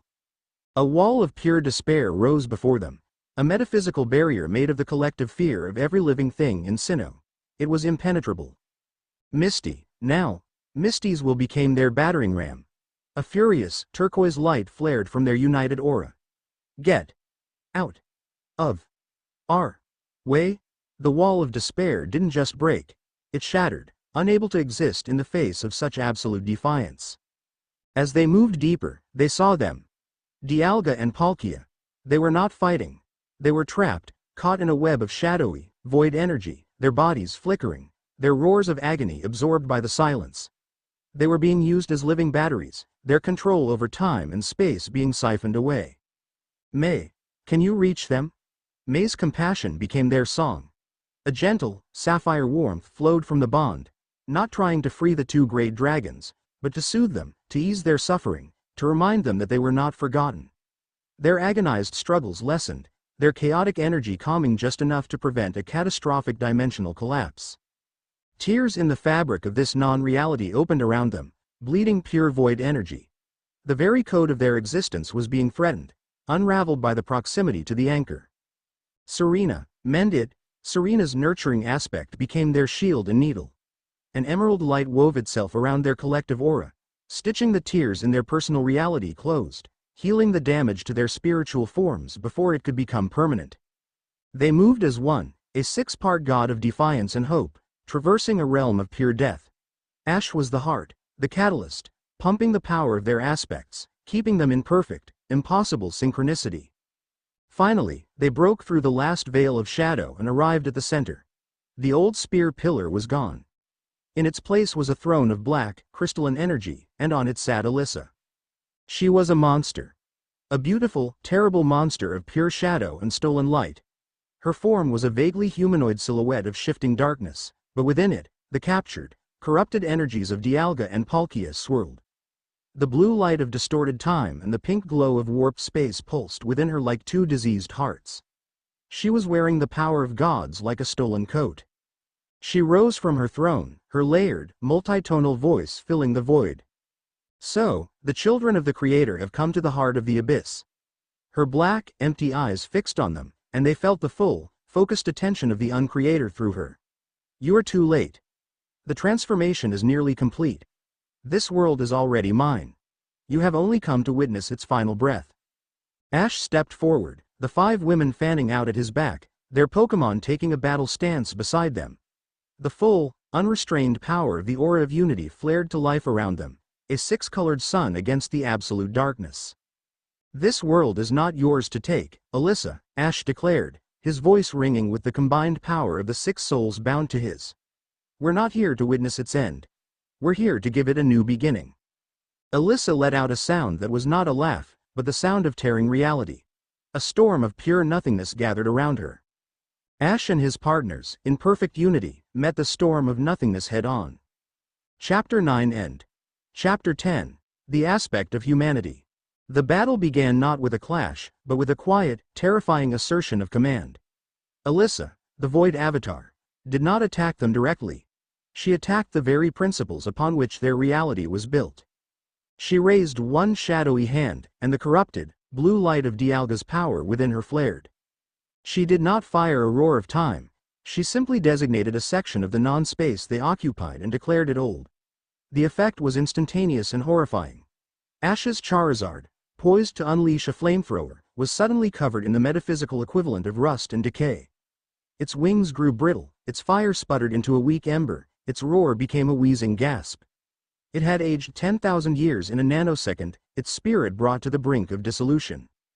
Before their shared shock could even register, Alyssa's other hand pulsed with the warped, pink energy of Palkia. She did not use spatial rend. She simply reached into the unified aura that protected them and pulled. A section of their shield, their very spiritual integrity, was torn away, leaving a gaping hole that bled their life force into the abyss. This was not a Pokémon battle. This was a god swatting at insects. But they were not insects. They were a 6-part soul with the authority of a creator. The reaction was instantaneous, a symphony of unified action. Serena, now. The command was from all of them, to all of them. An emerald wave of nurturing energy surged through the bond, washing over Charizard. It was not a simple healing. It was a conceptual rejection of age, a reminder to the dragon's spirit of its own fiery, indomitable youth. The metaphysical rust flaked away. The flame in its heart roared back to life. Simultaneously, another stream of that same green light poured into the tear in their aura, Serena's aspect stitching the wound closed with threads of pure life. Lily. Analysis. Lily's mind, a silver beacon in the chaos, did not see a monster. It saw a system. She is not creating attacks. Her thought was a flash of diamond-hard insight. She is rewriting local reality states. Her control is absolute but localized. She has to designate a target concept before she can alter it. There is a processing delay. A fraction of a second, but it's there. Dawn. The target is the point of convergence. The nexus between the time and space energy in her chest. Dawn's ambition became their targeting system. Her mind a flawless tactical computer. It's unstable. A direct, focused strike can disrupt the harmony between the two powers. Misty, we need to hold. She's preparing another attack. Brace the shield. Misty's will became the bedrock of their existence. The turquoise light of her aspect flared, reinforcing their unified aura, hardening it from a simple shield into an absolute statement of defiance. We will not break. May. The dragons, they're in agony. Her power is drawn from their suffering. Soothe them. Weaken her fuel source. May's compassionate heart became their most subtle and devastating weapon. A gentle, sapphire song flowed out from them, not towards Alyssa, but through her, seeking the captive spirits of Dialga and Palkia. It was a whisper of peace in a hurricane of pain, a promise of freedom. Within Alyssa's shadowy form, the two warring lights of time and space flickered, their intensity dimming for a crucial instant as the dragons responded to her call. That was the opening. The fraction of a second Lily had seen. Pikachu. Ash roared, the word a physical manifestation of their unified intent. Volt tackle, full power. Ash was the catalyst, the heart that pumped their combined will into physical form. The power of 6 souls focused into a single point. Pikachu became a comet of pure, righteous electricity, not just a physical attack, but a conceptual one. It was the idea of loyalty, of an unbreakable bond, weaponized. The bolt of golden light, infused with the 6-colored aura of unity, struck Alyssa directly in the chest. The impact was silent, but the effect was cataclysmic. Alyssa's form was torn apart in an explosion of clashing, contradictory energies. The powers of time and space, momentarily thrown out of sync, ripped at each other. She was thrown back against her throne of shadow, her form flickering violently. They had hurt her. They had hurt a god. but as the chaotic energy subsided, she reformed. The shadowy tendrils coalesced, the two diseased hearts of time and space pulsed back into a malevolent rhythm. A long, jagged crack of pure light marred her chest where Pikachu had struck, but it was already beginning to seal. Her layered, distorted voice echoed in the void, no longer mocking, but filled with a cold, hissing fury. An impressive parlor trick. You have harmed the vessel. But you cannot harm the ocean that fills it. And in that moment, Lily saw the full, horrifying truth. They were in a loop. They could fight, they could land blows, they could even shatter Alyssa's form 1,000 times. But she was just a conduit, a puppet animated by the infinite, patient, and unkillable power of the Uncreator. They could drain their every ounce of strength, their very life force, and the void would simply reform its avatar and continue its work. They weren't in a battle. They were in a war of attrition against infinity itself. We can't win. Lily's thought was a sliver of pure, cold despair that lanced through them all. The fight is a logical fallacy. We're trying to empty the ocean with a bucket. They felt it then, the truth of her words.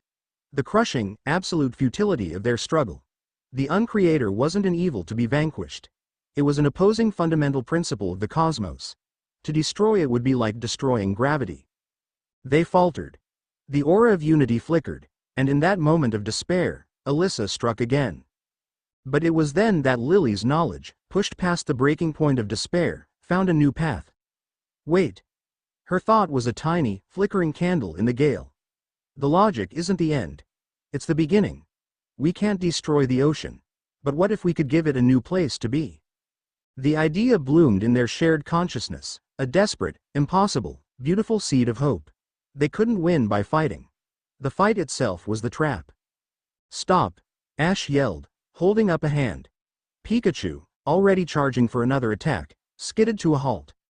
The others lowered their guard, a gesture of suicidal insanity in the face of a hostile god. Alyssa paused, her own attack half-formed, a look of what might have been confusion on her shadowy face.